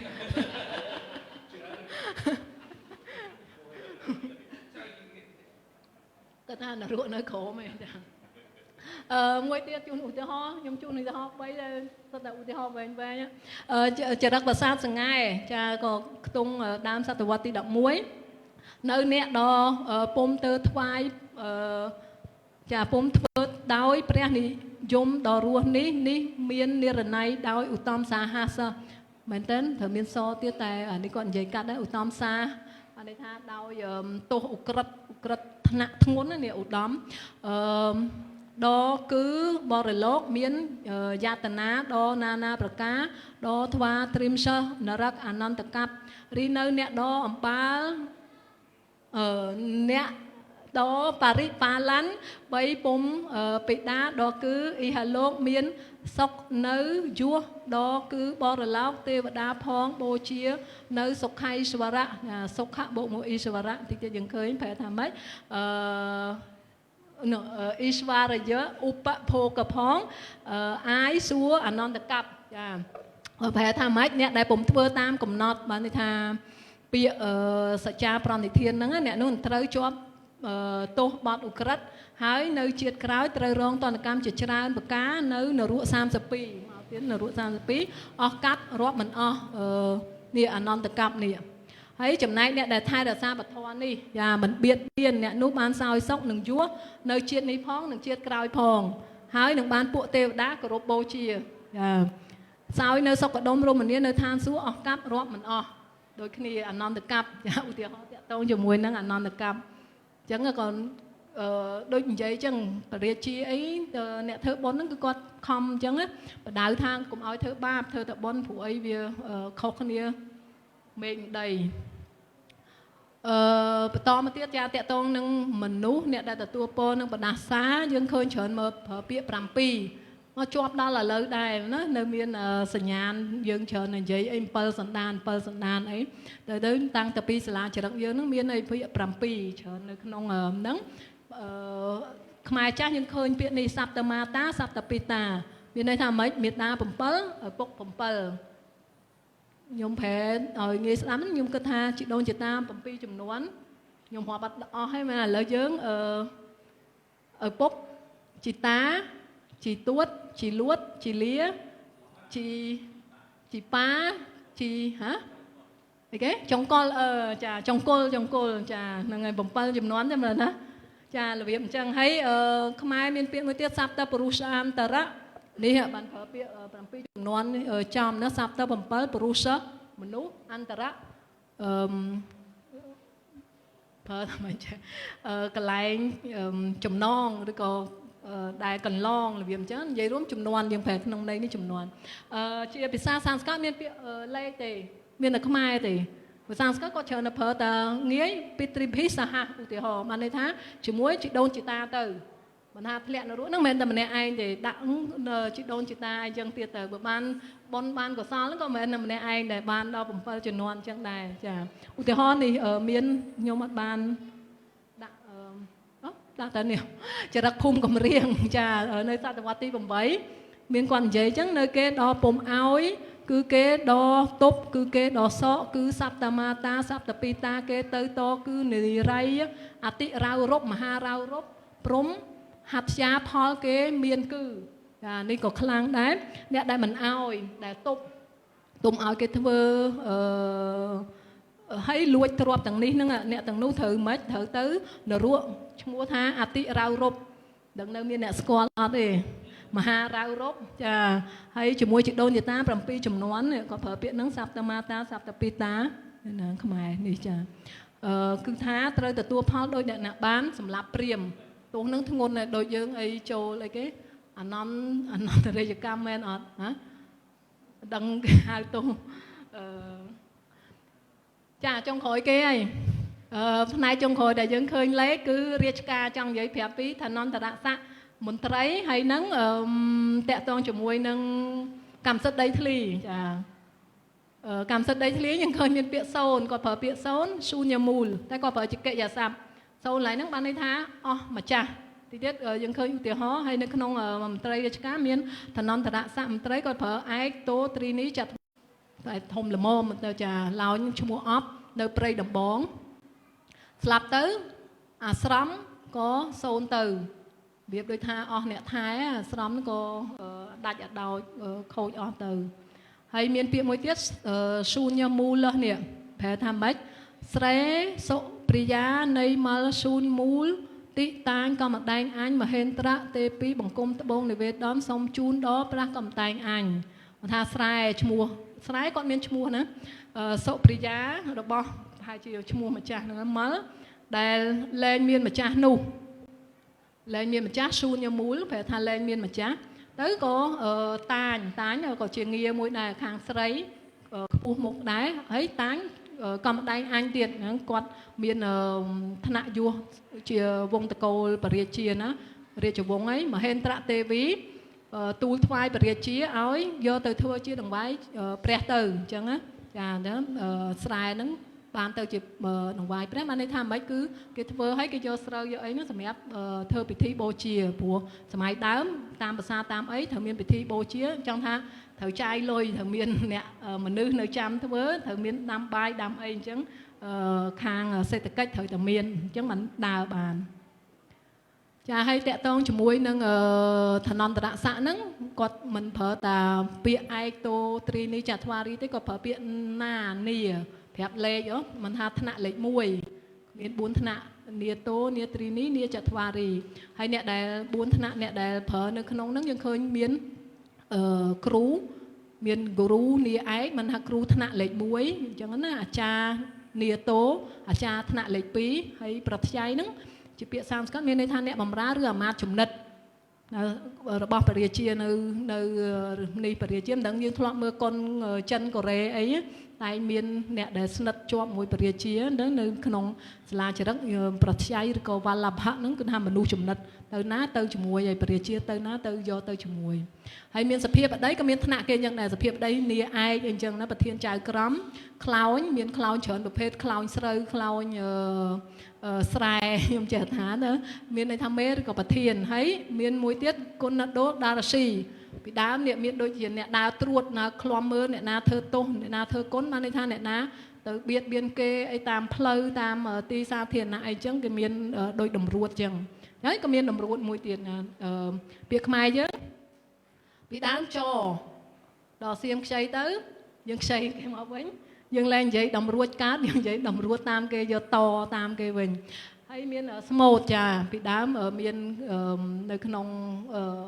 រាជការអញ្ចឹងមានអ្នកស្មូតមានថាយកគម្ពីរមកសូត្រនៅក្នុងពេលបើកសាវនាការពេលអីព្រោះកុំភ្លេចពីដើមនេះគេនៅ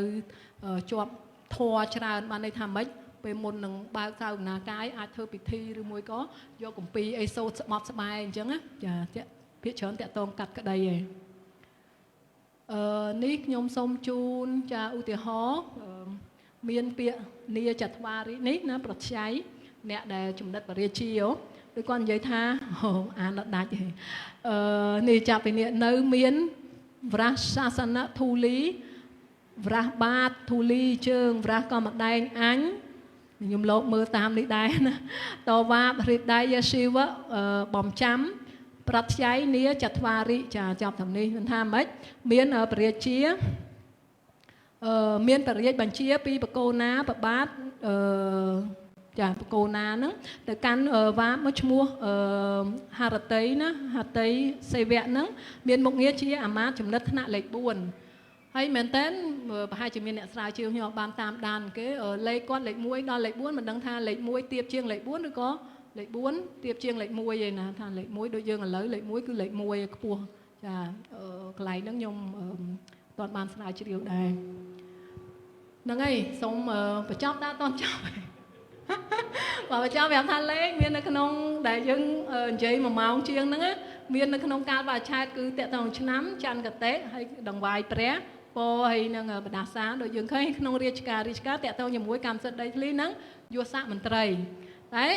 ចង់បញ្ជាក់ដែលឃើញដែរគឺថាខ្មែរយើងខ្ចីសញ្ញាណអរូបីពីវប្បធម៌សំស្ក្រឹតហ្នឹងសូនអនន្តអីអញ្ចឹងហើយជួយណាជួយមកជួយគួរក្បាលឲ្យរីកយើងដឹងស្រាប់ហើយណាពាក្យសូនពាក្យអីហ្នឹងតើមានអត្តន័យខ្លាំងខ្លាយ៉ាងណាចំពោះលេខនិពន្ធមិនថាជួយមនុស្សហ្នឹងរឿងកិច្ចការរកស៊ីជាពិសេសណាចំនួនអីហ្នឹងយើងចេះគុណលេខគុណអីបានណាខ្ញុំអត់សូមអត់លំអិតទេហើយមួយទៀតទៅសំខាន់ដែលខ្ញុំចេះតែនិយាយភាគច្រើនដដែលព្រោះអីជាអ្វីដែលខ្ញុំអះអាងនៅក្នុងនិកាយបទថ្នាក់បណ្ឌិតខ្ញុំនឹងចង់ប្រាប់ថាខ្មែរខ្ចីវប្បធម៌សំស្ក្រឹតហ្នឹងយកមកធ្វើរបៀបខ្មែរដូចយើងឃើញហើយពេលយើងខ្ចីគេយកពាក្យសំស្ក្រឹតអីតែដល់ពេលចុងក្រោយមកប្រែឬក៏ធ្វើរបៀបហ្នឹងឲ្យទៅជាខ្មែរពាក្យរាប់លេខតាមលំដាប់បញ្ច្រាស់ហ្នឹងយើងឃើញមានដំបងយកសុតតាមគេតោះមកមានលាយតោះមកខ្ជិលអត់ទាំងលាយទៀតគាត់និយាយគាត់ដាក់ថា000 1អញ្ចឹងចង់និយាយថាឆ្នាំ1000ណា000 អេកចឹងទៅចាបើឲ្យទៅរកសំស្ក្រឹតវិញ cái đại lương chứ cái phụ ấy cái nó nơi địa nó cái phở té phu theo sang xá cứ cái thời ta cổ rộm chẳng này cái thời vậy thập chan prehatet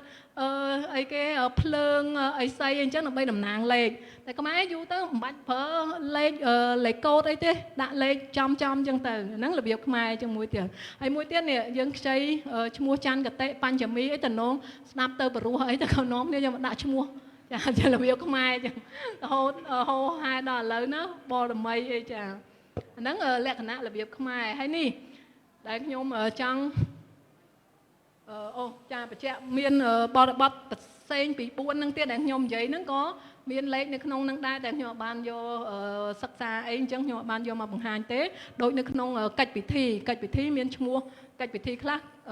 cao hào mà câu tì hào đôi thơ bị thi hào này bố chia vào phơi nướng chủng luôn mà đọc liến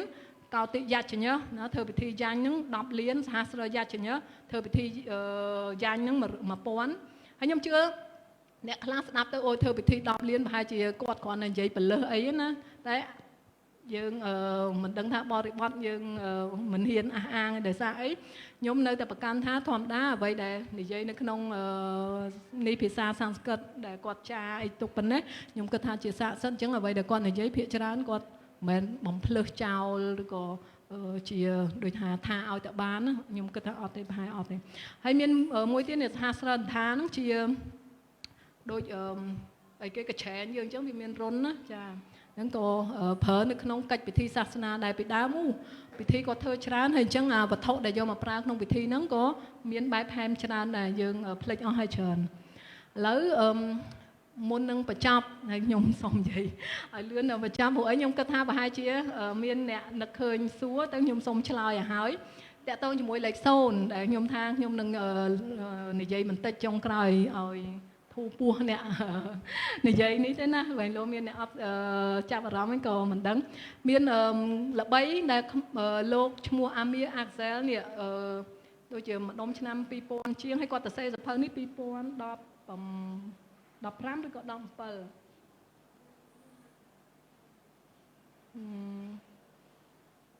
pipon đập ram cha còn bao pom dập hơn nó pipon đập ram thấy là bấy nó có tầm bất lõ thì còn sao không ai còn mai nó ngay nè bậc cao lấy sầu phan dinh zero con nó có cho tha con họ khơi nhà lấy zero nó không là sla cho nóยังkhơi mấy đờ sập bố có tập bèn prey mà nhớ đại miền năm và mùi hỏi buôn nằng thì con tháo không ai lo chẳng họ khơi zero đấy nhóm có khoản là khơi tăng tập bị năm con bao pom là hôm đó là việc đọc năm chia chẳng chờ tập miền cái vậy cái hồ hai tay nhóm chờ cất tháo vía đôi chia mình sâu sần non mới chờ chào sữa thang không ai bậc cao lấy sầu mền ọt nếu nhung trong sai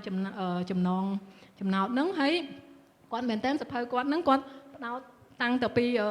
ạt bọt muối được bọt lục sọ sợi đấy năm mà pon bùn bùn nói xa muối lục sọ sợi đấy nướng quan bọt pom ạt bọt muối đã thá apropos de l'origine de ship Arab bạn đi thá tẹt đó ngầm pi bọt bọt này lết Arab lẻ Arab dương xe đôi dương hai lấy parang là chân đó đang ngày tới nó không ăn tập bọt nướng đôi chỉ con lục ta sẽ đấy nó có miền chế thằng mai này bạc ca tề còn là con từ xa tha vía lệch sâu nướng luôn những cái nơi đĩa tí tiết dương đừng khơi nơi đĩa miền tề tẹt tông sẽ la chợ đặc nơi đĩa muốn sẽ la chợ đặc nơi mai miền lệch sâu tề chân tới các bạn lục này còn no mày nhẹ áo lắm hay lục ta sẽ đấy nó còn tha miền ở miền chế thằng mai này bạc ca tề hay có tơi chưa rụng lực tề có tha máy phở lịch số nơi không bao được bóp năm phép từ năm để đối với khơi sẽ vậy là pe tẹt tông đừng lên đã phở năm thì hôm mà rồi ấy nhưng miền lấy xe nhưng miền phở bọc tua sập em mình chừng nhưng miền phở lịch số là cho đối với phở lợi tiền chẳng lục ta sẽ đấy có phá máy phở lịch số tên được không pe phép năm hay năm nắng cứ chỉ năm mà ha sạ cà chỉ năm đây chỉ sạ cà máy chơi pin đìa chẳng có con còn là trao tiêu sầm núa còn là rùng lực đôi tháp nhô chẳng này ở nhã đấy bạn tam mới miền những hai cái hàng siêu hám chỉ website cái muối còn đi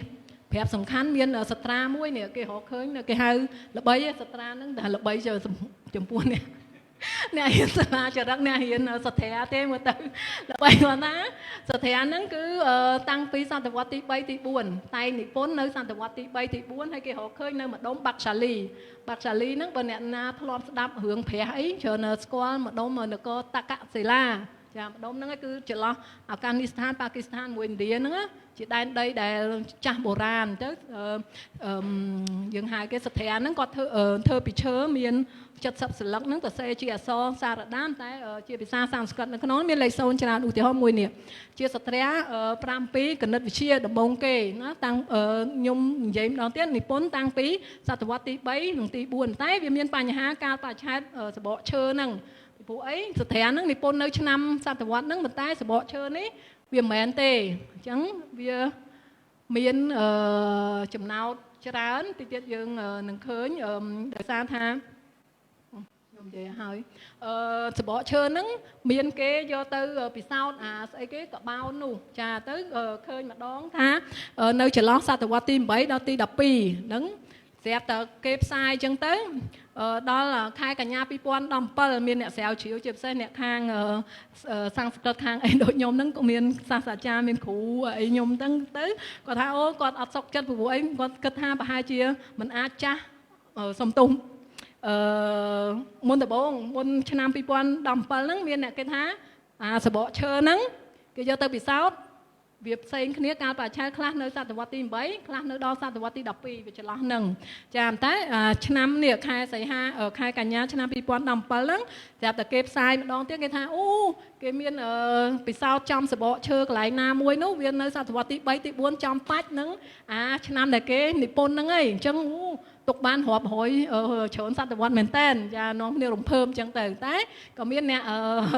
នេះស្រាវជ្រាវច្បាស់លាស់ហ្នឹងគាត់ងើបតវ៉ាស្រែកក្ដុងក្ដាំងទៅដល់គេយកទៅពិនិត្យម្ដងទៀតដែរខែតុលាឆ្នាំ2024ថ្មីហ្នឹងក៏ចេញលទ្ធផលថ្មីវិលទៅអាចាស់វិញគឺថានៅចន្លោះសតវត្សទី8ដល់ទី12តែគេឲ្យលេខច្បាស់គេថាគឺនៅចន្លោះឆ្នាំ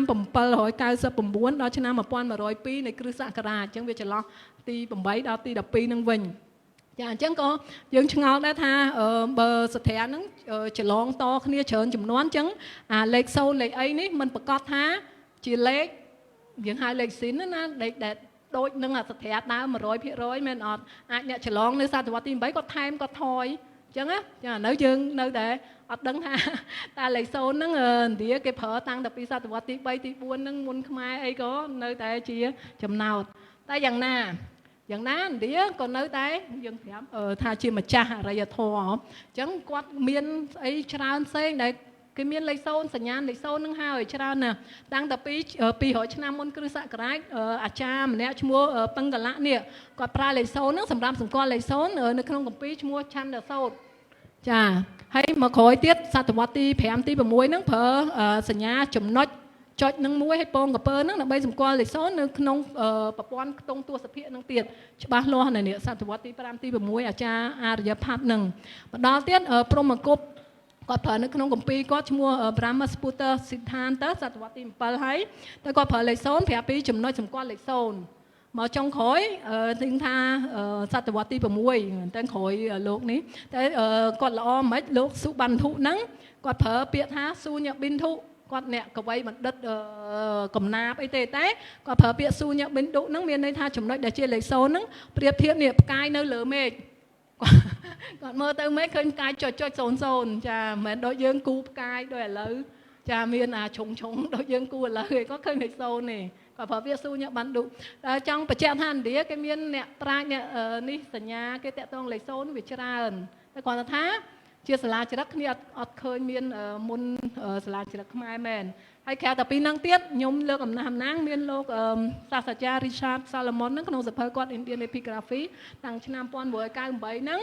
គាត់គ្រាន់ទាញចំណាប់អារម្មណ៍ថាប្រព័ន្ធទស្សភាគហ្នឹងមានបរិយាឥណ្ឌាទេវេន្ទ្រវរ្ម័ននៅឆ្នាំប៉ុណ្ណេះ195សករាជគង្គាវាត្រូវជាគ្រិស្តសករាជ693បានន័យថាសតវត្សទី7ហ្នឹងគាត់ទៅសេលេខតាមខ្ទង់ហ្នឹងមុនគេហើយសាលាចរិតសម្បូរយើងហ្នឹង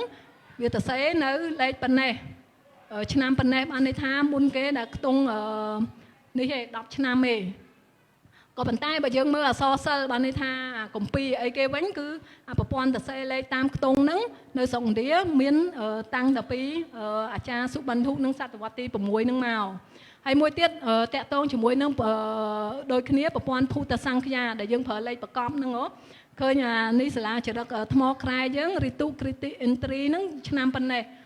624តែយើងឃើញនៅឥណ្ឌាក៏យឺតទៀតហើយប្រព័ន្ធភូតសង្ឃាហ្នឹងចេញក្រោយខ្មែរទៀតនៅសាលាចរិតនៅឥណ្ឌាតសតវត្សយូរក្រោយមកមិនឃើញមានប្រើ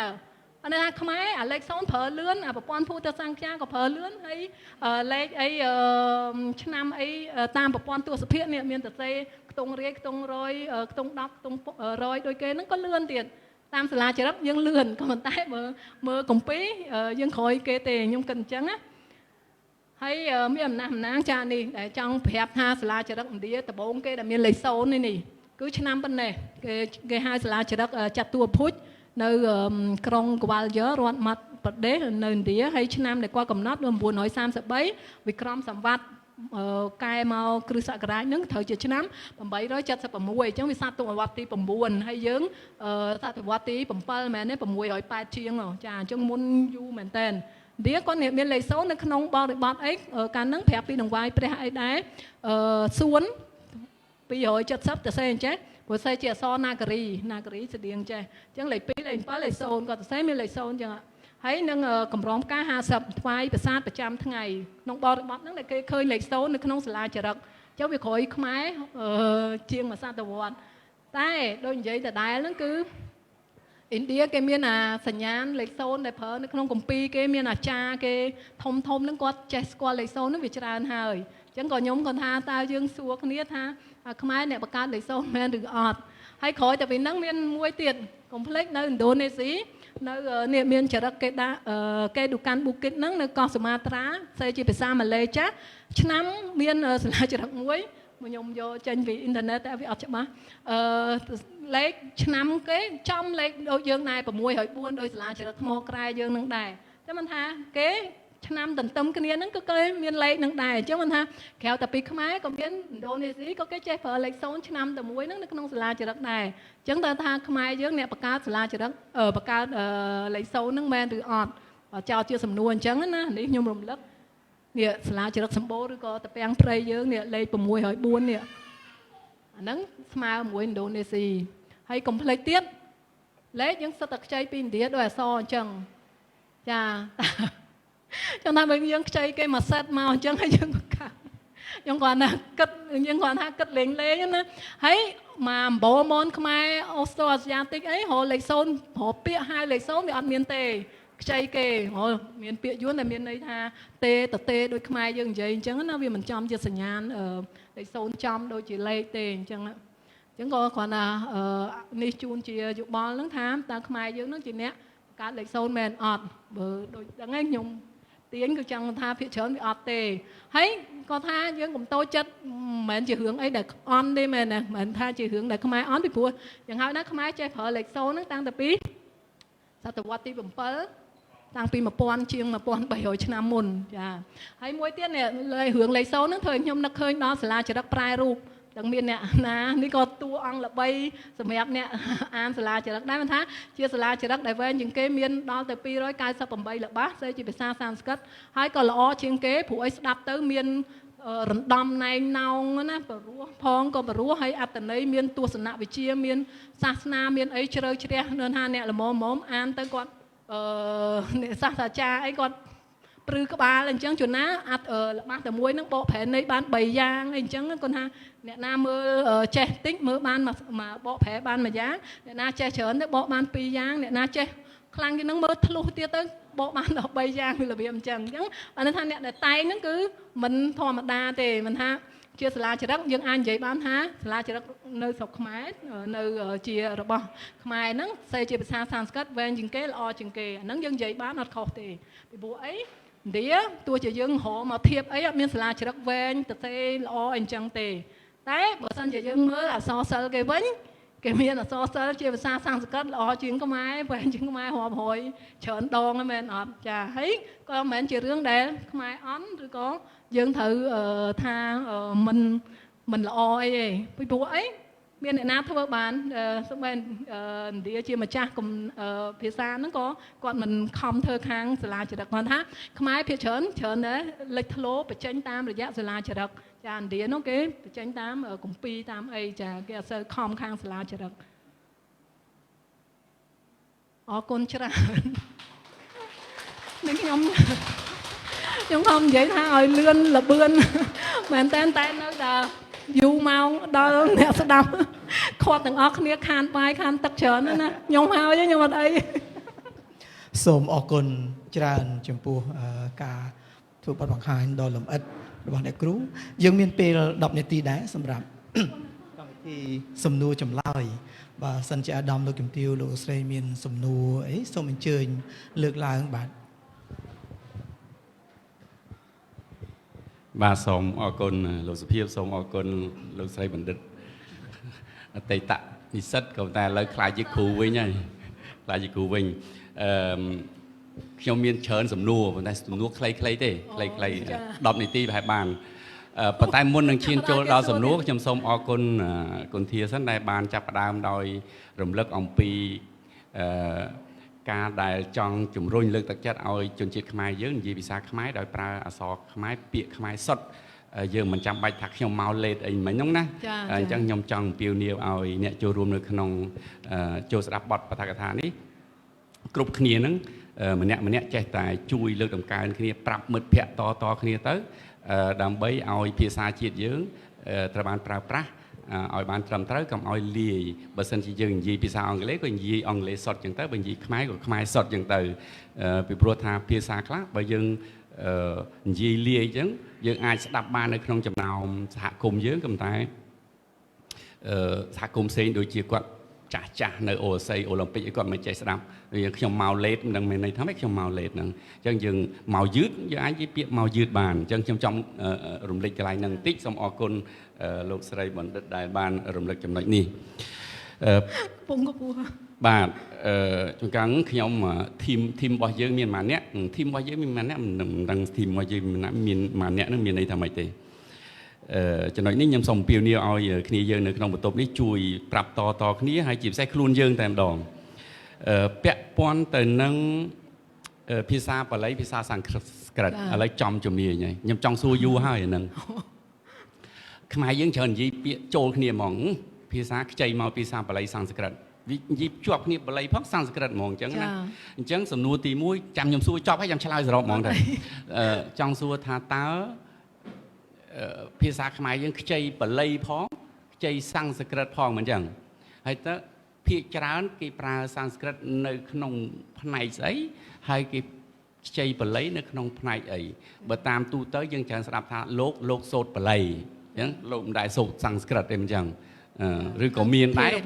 ហ្នឹងហើយខ្ញុំក៏ដឹងដែរហ្នឹងអញ្ចឹងជាសំណួរទី1ថាយើងខ្ចីទាំងពីរមកអញ្ចឹងច្រើនសំណួរចាយើងខ្ចីទាំងពីរមកហ្នឹងវាប្រភពផ្សេងគ្នាយ៉ាងម៉េចភាសាពីរហ្នឹងបែងចែកឲ្យច្បាស់ម៉េចព្រោះយើងបទជនស្ដាប់ទៅថាខ្ចីបាលីសំស្ក្រឹតមិនដឹងបាលីមិនសំស្ក្រឹតមិនផងហ្នឹងហ្នឹងទី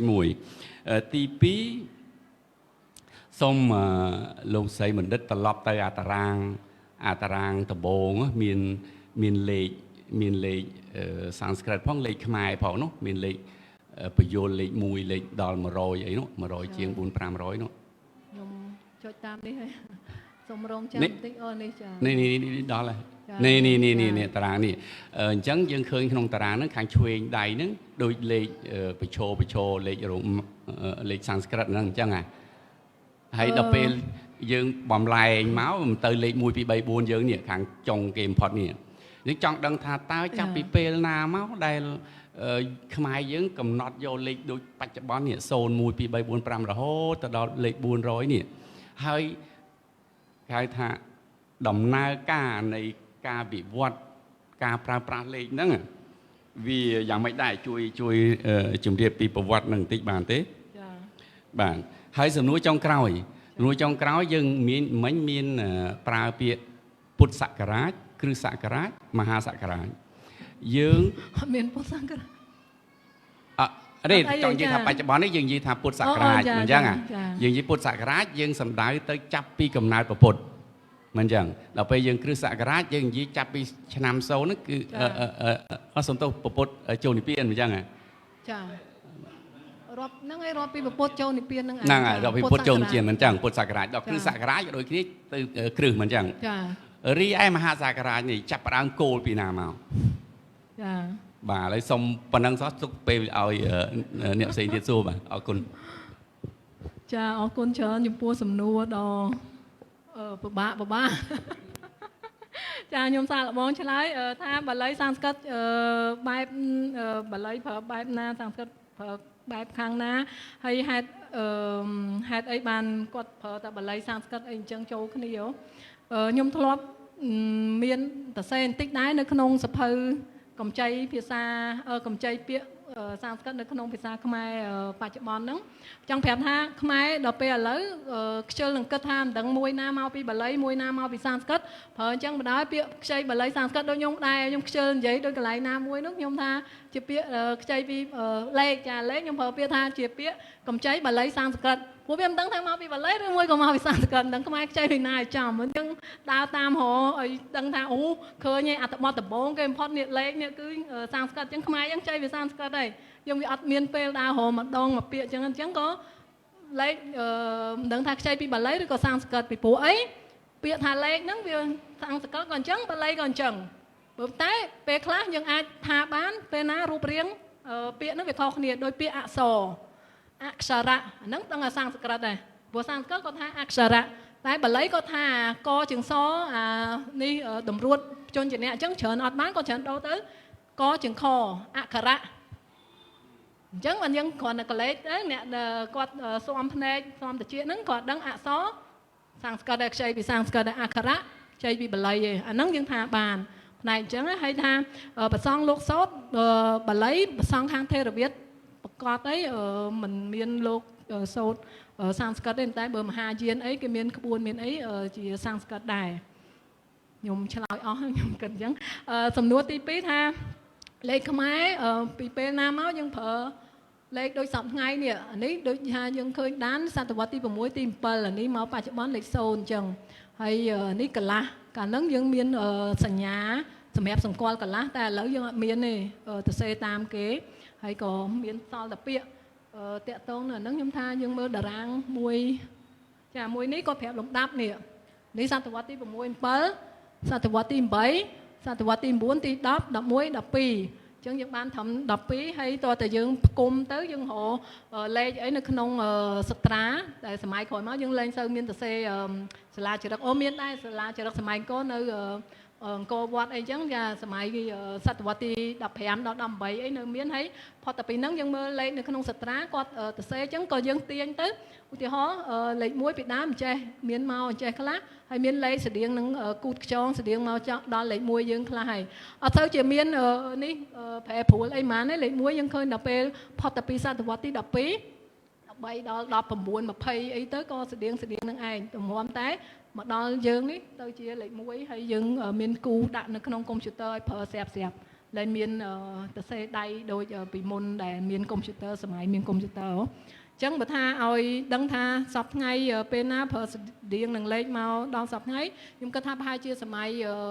ក្រោយអង្គរដែលស្តៀងនឹងយើងប្រើសម័យលេខដូចសប្ថ្ងៃហ្នឹងហើយថាចាមួយទៀតសំណួរថាមហាសក្ការៈចាប់ដើមពីគោលពីពេលណាពាក្យថាសក្កៈនេះមែនតើជាបូរវងក្សត្រមួយស្ដេចសក្កៈនៅ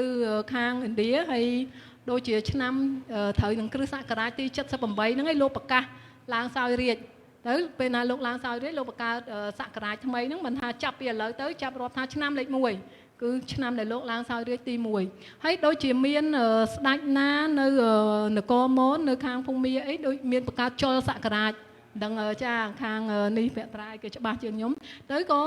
របៀបអញ្ចឹងឯងដូចរាប់សករាជដែលស្ដេចឡើងសោយរាជទៅខ្មែរយើងដូចជាសករាជខ្លួនឯងបើខ្ញុំចាំមិនច្រឡំដូចអត់មានដែរបង្កើតនឹងគេមែនទេ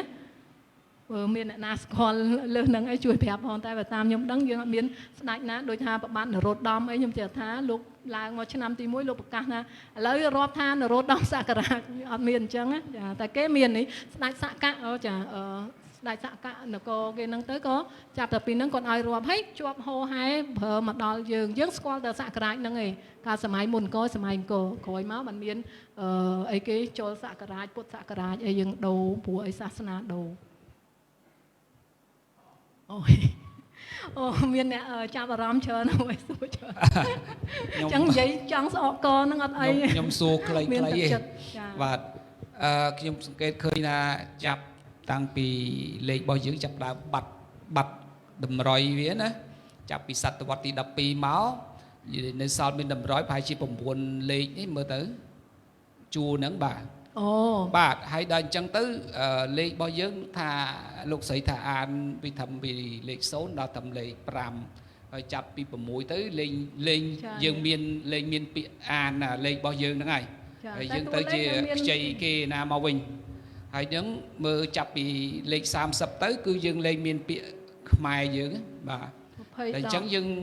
មានន័យថាយើងខ្ចីគេអានចាប់ពីសតវត្សទី12ហ្នឹងមកឬក៏យ៉ាងម៉េចបាទតកតងនឹងអាការអានសពថ្ងៃនេះចង់ឲ្យលោកស្រីបញ្ជាក់ឲ្យប្រកាសថាឥឡូវលេខដែលយើងនៅសេះសល់អានហ្នឹងដែលអានតាមពាក្យខ្មែរពីមុនមកនៅសល់ប្រមាណជាក់លាក់សំណួរទី1សំណួរទី2លោកស្រីថានៅថែវប្រាសាទហ្នឹងគេដាក់ជូនពរឬក៏អីចុះនរកអីហ្នឹងមាននរកអីហ្នឹងចាបាទតើពរអីអស់ហ្នឹងបើតាមលោកស្រីគិតថាវាជាផ្នែកមួយនៃព្រហ្មញ្ញសាសនាឬក៏ពុទ្ធសាសនាចាមិនបានយើងបង្កើតអាការជូនពរដាក់ទំនាយឬក៏អីយ៉ាងហ្នឹងចាវាបង្កើតតាំងពីពេលនោះមកអញ្ចឹងមានន័យថាសាសនាអ្វីដែលឥទ្ធិពលខ្លាំងចាប់ពីពេលនោះមកព្រោះទៅក្នុងពុទ្ធសាសនាតាមយើងដឹងគឺអត់មានទៅដាក់ទំនាយអីអញ្ចឹងទេបាទអរគុណអូយអរគុណចាសិតតែសំណួរខ្លឹមហើយសិតតែធ្លាប់ជាលោកគ្រូចាអរគុណហើយនេះចេះចង់បញ្ជាក់បើឃើញតារាងនេះអត់ឃើញលេខមិនបានន័យថាបាត់លេខទេណាគ្រាន់តែយើងវាអត់ឃើញនៅក្នុងសាលាចរិតមិនថាគេឈប់ប្រើឯងគាត់គេប្រើនៅក្នុងបរិបទផ្សេងតែយើងអត់ឃើញសាលាចរិតលោកគ្រូវីរៈបុត្រគាត់អត់បានយកមកដាក់ទេអញ្ចឹងហើយកុំឆ្ងល់ដោយសារអីអត់សូវឃើញនៅក្នុងសាលាចរិតពីព្រោះសតវត្សទី12ហ្នឹងនេះរាជបបាទជ័យសូពណ៌ទី2ហើយនឹងជ័យទី7ហ្នឹងលោកច្រើនប្រើសំស្ក្រឹតដោយដឹងស្រាប់គាត់ទៅសេកំណាព្យស្អីអីហ្នឹងគាត់មានសេលេខសេអីឲ្យយើងឃើញអញ្ចឹងណាអញ្ចឹងវាអត់មានលេខហ្នឹងទេយើងអត់មានដាក់នៅក្នុងតារាងតែមិនបានថាបាត់ទេចាហើយចំពោះថាពាក្យតែខ្មែរយើងនៅប្រើពាក្យដែលរាប់លេខហ្នឹងយ៉ាងម៉េចខ្ញុំថាប្រើច្រើនដែរតើនេះពី0ទៅកន្លះក៏នៅដែរយើងក៏នៅប្រើដែរកន្លះ0 1 2 3តែគ្រាន់តែចង់បញ្ជាក់យើងបាត់6នេះក៏នៅតែជាពាក្យខ្មែរតើ5 + 1 ពាក្យខ្មែរសុទ្ធតែបាត់មែនចាប់ពី30ដល់10បាត់ហើយមែនតើថាបើតាមអ្នកគ្រូបើសាស្ត្រព្រោះថាខ្ចីពីចិនអត់ទេតាមជឿតាមអ្នកគេនេះសិក្សាភាសាវិទ្យាជឿថាខ្មែរមានពាក្យគាត់តែជ្រុះបាត់ពីព្រោះអីភាសាផ្សេងបងប្អូនគ្នាមិនក៏គេមានហើយរឿងអីយើងអត់យើងអត់ទេគាត់តែថាយើងវាចូលប្រើបាត់អត់កត់ត្រាទៅលែងប្រើទៅស្ងាត់0បាត់អស់អញ្ចឹងទៅយើងអត់ដឹងខ្លួនហើយចាដែលថាចាប់ពី30ដែលយើងនេះហើយយើងខ្ចីដូចយើងដឹងស្រាប់អញ្ចឹង30 40 50ហ្នឹងគឺខ្ចីពីសៀមទេសៀមហ្នឹងក៏គាត់ខ្ចីពីចិនតមកដឹងដែរចាអូយើងខ្ចីច្រើនមែនតើដល់សែនលានណាក៏សៀមណាចាអូមួយទៀតពរបដាសាចាសូមទោសមួយទៀតពរបដាសាថាជាព្រហ្មញ្ញឬក៏ពុទ្ធសាសនាចំនួននេះសំខាន់ខ្ញុំជឿដូចខ្ញុំគូសបង្ហាញតែវាមិនបានលើកឲ្យច្បាស់យើងឃើញសំបីលេខដែលប្រាប់នរកហ្នឹងគឺតកតងនឹងព្រះឥសូរព្រះសេវៈអញ្ចឹងងាកទៅព្រហ្មញ្ញសាសនាច្រើនតែប៉ុន្តែមានសាលាចរិតនៅដែលថ្វាយអង្គមព្រះពុទ្ធពធប្រសង់អីអញ្ចឹងទៅក៏មានដាក់ពរហើយនឹងបដាសាដូចគ្នាតែអត់សាហាវទេក្មេងៗឥឡូវគេច្រើននិយាយសាហាវណាគឺថាអត់មានដូចឲ្យធ្លាក់នរកអត់អីទេគាត់ដាក់ថាច្រើនឲ្យពរផងមែនតើគាត់ថាខំថែរក្សាទ្របព្រះឬក៏ប្រាសាទអស់ហ្នឹងអីអញ្ចឹងនឹងបានស្អីគេសោយសុកអីអញ្ចឹងអត់សូវនេះដាក់បដាសាហើយបើមានដែរបើខ្ញុំចាំមិនខុសក៏អត់មានឲ្យទៅធ្លាក់នរកអីដែរគាត់ថាទទួលទោសអីអញ្ចឹងចាអញ្ចឹងភាគច្រើនពាក្យពរបដាសាហ្នឹងខាងព្រហ្មញ្ញតែខ្មែរពុទ្ធសាសនាពេលហ្នឹងក៏យកចំហាយទទួលអធិពលពីព្រហ្មញ្ញយកមកទៅសេនៅក្នុងសាលាចរិតខាងពុទ្ធសាសនាដែរតែពុទ្ធសាសនាមហាយានកុំភ្លេចសម័យហ្នឹងអត់តន់ចូលទេនេះដូចគាត់ច្បាស់ហើយនេះ6ចង់អានប្រយ័ត្នគេអត់យល់ណាទៅពេលទៅនិយាយ600 ចាគាត់អានចឹងនេះ5វេ5បៃចឹងណា5បោនហើយចាតបហ្នឹងចិនណាជឿតាមនេះតាមអ្នកគ្រូសាវរស់ចា បាទសូម មានអ្នកស្រាវជ្រាវ អរគុណអ្នកគ្រូតាមពិតខ្ញុំចូលរួមមតិបន្តិចសុំទោសអ្នកគ្រូសុំលុបមាត់បន្តិចដែលថារឿងបល័យសំស្ក្រឹតហ្នឹងអាហ្នឹងវាតាមអរិយធម៌របស់យើងហើយយើងអត់មានអីពិបាកយល់ទេបើសម័យអង្គរយើងកាន់ព្រហ្មញ្ញសាសនាជាធំហ្នឹងគឺតែពាក្យដែលយើងប្រើហ្នឹងគឺវាសំស្ក្រឹតហើយតើតាដូចអ្នកគ្រូដឹងសាលាចរិតគោកស្វាយជ័យហ្នឹងបានវាចាប់ដើមមានបល័យមកអាហ្នឹងវាបានចាប់ដើមចូលបល័យក្នុងភាសាខ្មែរមកវាចាប់ដើមតមកហើយពាក្យមួយទៀតគឺសំស្ក្រឹតហ្នឹងដែលខ្មែរយកមកហ្នឹងគឺប្រើទៅជាមាត់ខ្មែរអស់ហើយឧទាហរណ៍ថាអស្ចារ្យហើយដល់ក្រោយមកយើងមានពាក្យបល័យមួយទៀតយើងអត់អានទេយើងចូលចិត្តអានអាយុពលៈបន្ទុហ្នឹងចេញអច្ឆរិយៈហើយយើងយល់ថាអច្ឆរិយៈហ្នឹងវាអស្ចារ្យជាងអស្ចារ្យទៀតតាមពិតពាក្យពីរហ្នឹងគឺពាក្យតែមួយទេហ្នឹងហើយចំពោះតែថាក្នុងពុទ្ធសាសនាអត់មានបដាសាអត់ទៅរួចទេសូម្បីតែសាលាចរិតសម័យកណ្ដាលក៏គេថាអីកុំឲ្យព្រះបណ្ដាអំបាខ្សាច់ប្រោសអ្នកនឹងបានប្រាប់ចង់ព្រះមកពីណារាប់ពាន់រាប់លានរាប់អំបានក៏ប្រោសអំបានដែរហ្នឹងហើយឲ្យធ្លាក់អានន្តអរិយកម្មបាទអរគុណច្រើនរំលឹកហើយជិះទេខ្ញុំប្រហែលជាខ្ញុំស្ដាប់មិនអស់ប៉ុន្តែខ្ញុំចង់សួរអ្នកគ្រូថាតាមសាលាចរិតទាំងអស់លេខដែលយើងបានរាប់មកឃើញធំជាងគេប្រហែលជាលេខប្រមាណទេអ្នកគ្រូមកដល់សប្តាហ៍ថ្ងៃហ្នឹងអត់ទេមិនមែនចំនួនសាលាចរិតទេអាលេខហ្នឹងអាពាក្យហៅលេខហ្នឹងបាទធំបំផុតដែលយើងឃើញជាចំនួនហ្នឹងមានដល់ប្រមាណដែរដូចថាកោតអីហ្នឹងមានបាទតែចាកោតហ្នឹង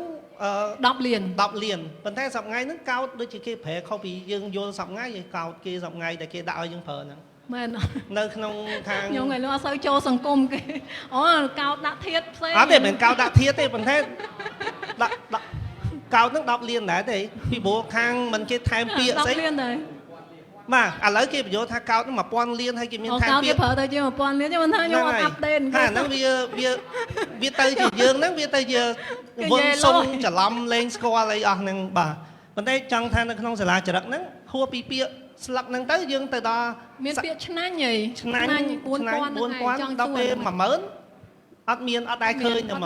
អត់ដែរឃើញដល់នឹងចាក៏អត់មានបរិបទណាត្រូវប្រើចាអត់មានឬក៏មាននៅក្នុងនេះគាត់អួតណានៅក្នុងកំណាព្យសំស្ក្រឹតគាត់ប្រើអីគេ10,000អីអញ្ចឹងទៅចាដាស់សហស្រៈអីអញ្ចឹងយើងប៉ុន្តែឥឡូវមកវិញហីព្រោះគេចូលចិត្តនិយាយអញ្ចឹងវិញឥឡូវ10,000 100,000វិញណាចាបាទអរគុណច្រើនគ្រូចាអរគុណអរគុណរំលឹកបាទសូមអរគុណយើងនៅសល់ពេល1នាទីទៀតដែរបើសិនតែមានសំណួរចុងក្រោយក៏បានដែរបាទមើលពាក្យសៀមចាប់ពី30រហូតដល់លាននោះចាំមានសំណួរចុងក្រោយណាបានសំណួរចុងក្រោយមួយទៀតជាដំបូងខ្ញុំសូមគោរពចំពោះអ្នកគ្រូឆោមគុន្ធាផងដែរថ្ងៃនេះដោយសារជាសំណួរចុងក្រោយខ្ញុំចង់សួរអ្នកគ្រូតាក់ទងនឹងរឿងចំនួន10,000លានហ្នឹងដោយសារមិញខ្ញុំឮអ្នកគ្រូនិយាយនៅក្នុងសាលាចរិតប្រាសាទប្រធានខ្វាវហ្នឹងមាននិយាយអំពីចំនួន21សហស្រៈដោយសារសាលាចរិតវាចូលមកដល់ក្នុងសម័យកណ្ដាលបន្តិចហើយអញ្ចឹងបើតាមយោបល់ផងអ្នកគ្រូតើអាពាក្យ10,000លានហ្នឹងយើងប្រហែលជាខ្ចីមកពីសៀមវិញនៅក្រោយពេលយើងបាក់ប្រទីលង្វែកឬក៏យ៉ាងម៉េចព្រោះដោយសារពីមុនហ្នឹងយើងឃើញមានដានអាពាក្យ21សហស្រៈយើងយកចំនួន20ហ្នឹងមកបូកជាមួយសហស្រៈហើយហ្នឹងយើងបូកជាមួយនឹងដូចថាវាអាចថាបូកកោតឬក៏លានឬក៏អីនេះអញ្ចឹងដោយសារខ្ញុំអត់សូវចេះខាងបាទខាងស្កិតក្នុងបល័យបាទយល់សំណួរចាបាទអរគុណច្រើនអ្នកគ្រូចាអរគុណច្រើនហើយសំណួរហ្នឹងតាមពិតគាត់មានចម្លើយហើយស្រាប់ហើយគាត់ចង់សួរបញ្ជាក់ហ្នឹងហើយយើងចៃពាក្យនេះច្រើនហ្នឹងគឺនៅសម័យខ្មែរធ្លាក់ដល់ពេលយើងនេះអីគេធ្លាក់អង្គរទៅក៏អរិយធម៌យើងទៀបវិញទៅក៏យើងទៅខ្ចីពីគេព្រោះគេជំនួញគេអីគេមានបារាំងមានអីមកច្រើនណាពួកហូឡង់ពួកអីទៅក៏គេនេះតាក់តងចំនួនយើងវាទៀបដូចតែឥឡូវយើងមិនមែនកាលពីដើមណាមិនតាន់ឆ្លោះគ្នាក៏នៅតាមជាយដែនយើងប្រើលុយបាតលុយអីរបៀបអញ្ចឹងអាលេខអីហ្នឹងវាហូរមកតាមនឹងឯងសេដ្ឋកិច្ចអានោះរឿងសេដ្ឋកិច្ចដល់យើងសេដ្ឋកិច្ចទៀបទៅក៏យើងនេះខ្ចីគេហើយខ្ចីគឺក្នុងសម័យកណ្ដាលហ្នឹងហើយចាខ្ចីច្រើនពាក្យយើងលែងប្រើដូចសម័យមុនប្រហែលជាពិបាកមែនអត់ដូច30យើងត្រូវផ្គុំគ្នា20ហើយ10ផ្គុំគ្នាបាន30និយាយ20 10យើងដូចបាក់និយាយបើគេ30ពាក្យតែមួយម៉ាត់តែមួយ ចាអញ្ចឹងវាមានប្រយោជន៍បែបគេហៅស្អីគេយ៉ាងអីគេ linguistic economy linguistic ណាវាចំណេញចាជាជាងប្រើ2ពាក្យយើងប្រើតែ1ពាក្យទៅក៏ខ្ចីគេទៅចាតែប្រាប់ឲ្យតែខ្ចីគេឬក៏អីវាអត់អន់អីទេណាស់តាយើងយកមកប្រើឲ្យបានចម្រើនអាហ្នឹងយើងល្អតែយើងប្រើដោយរបៀបដូចថាយើងខ្ចីអង់គ្លេសមកហើយយើងប្រើអត់បានប្រយោជន៍អីទៅយើងចេះតែនិយាយអត់បានការខ្ចីចង់ថាអាពេលខ្លះអត់ត្រូវខ្ចីអត់ត្រូវនិយាយហ្នឹងក៏និយាយចោលអញ្ចឹងឯងដែលយើងខាតប្រយោជន៍ទៅពេលយើងត្រូវចាំបាច់ខ្ចីហើយក៏អត់មានអីអន់ដែរកុំព្យូទ័រឬអីយើងខ្ចីព្រោះចាំបង្កើតវាពិបាកចាហ្នឹងហើយជាពាក្យវិទ្យាសាស្ត្រពាក្យជាអត់បានគុំច្រើន សូមអរគុណដល់លោកស្រីបណ្ឌិតឆောင်းគុន្ធាដែលបានធ្វើបទបង្ហាញដ៏ខុសក្បាយហើយក៏សូមអរគុណដល់អាជ្ញាធរអប្សរាដែលបានសហការរៀបចំកម្មវិធីនេះឡើងហើយសូមអរគុណអាដាមលោកជំទាវលោកស្រីនាងកញ្ញាដែលបានផ្ដល់ពេលវេលាចូលរួមនៅក្នុងកម្មវិធីនេះសូមអរគុណ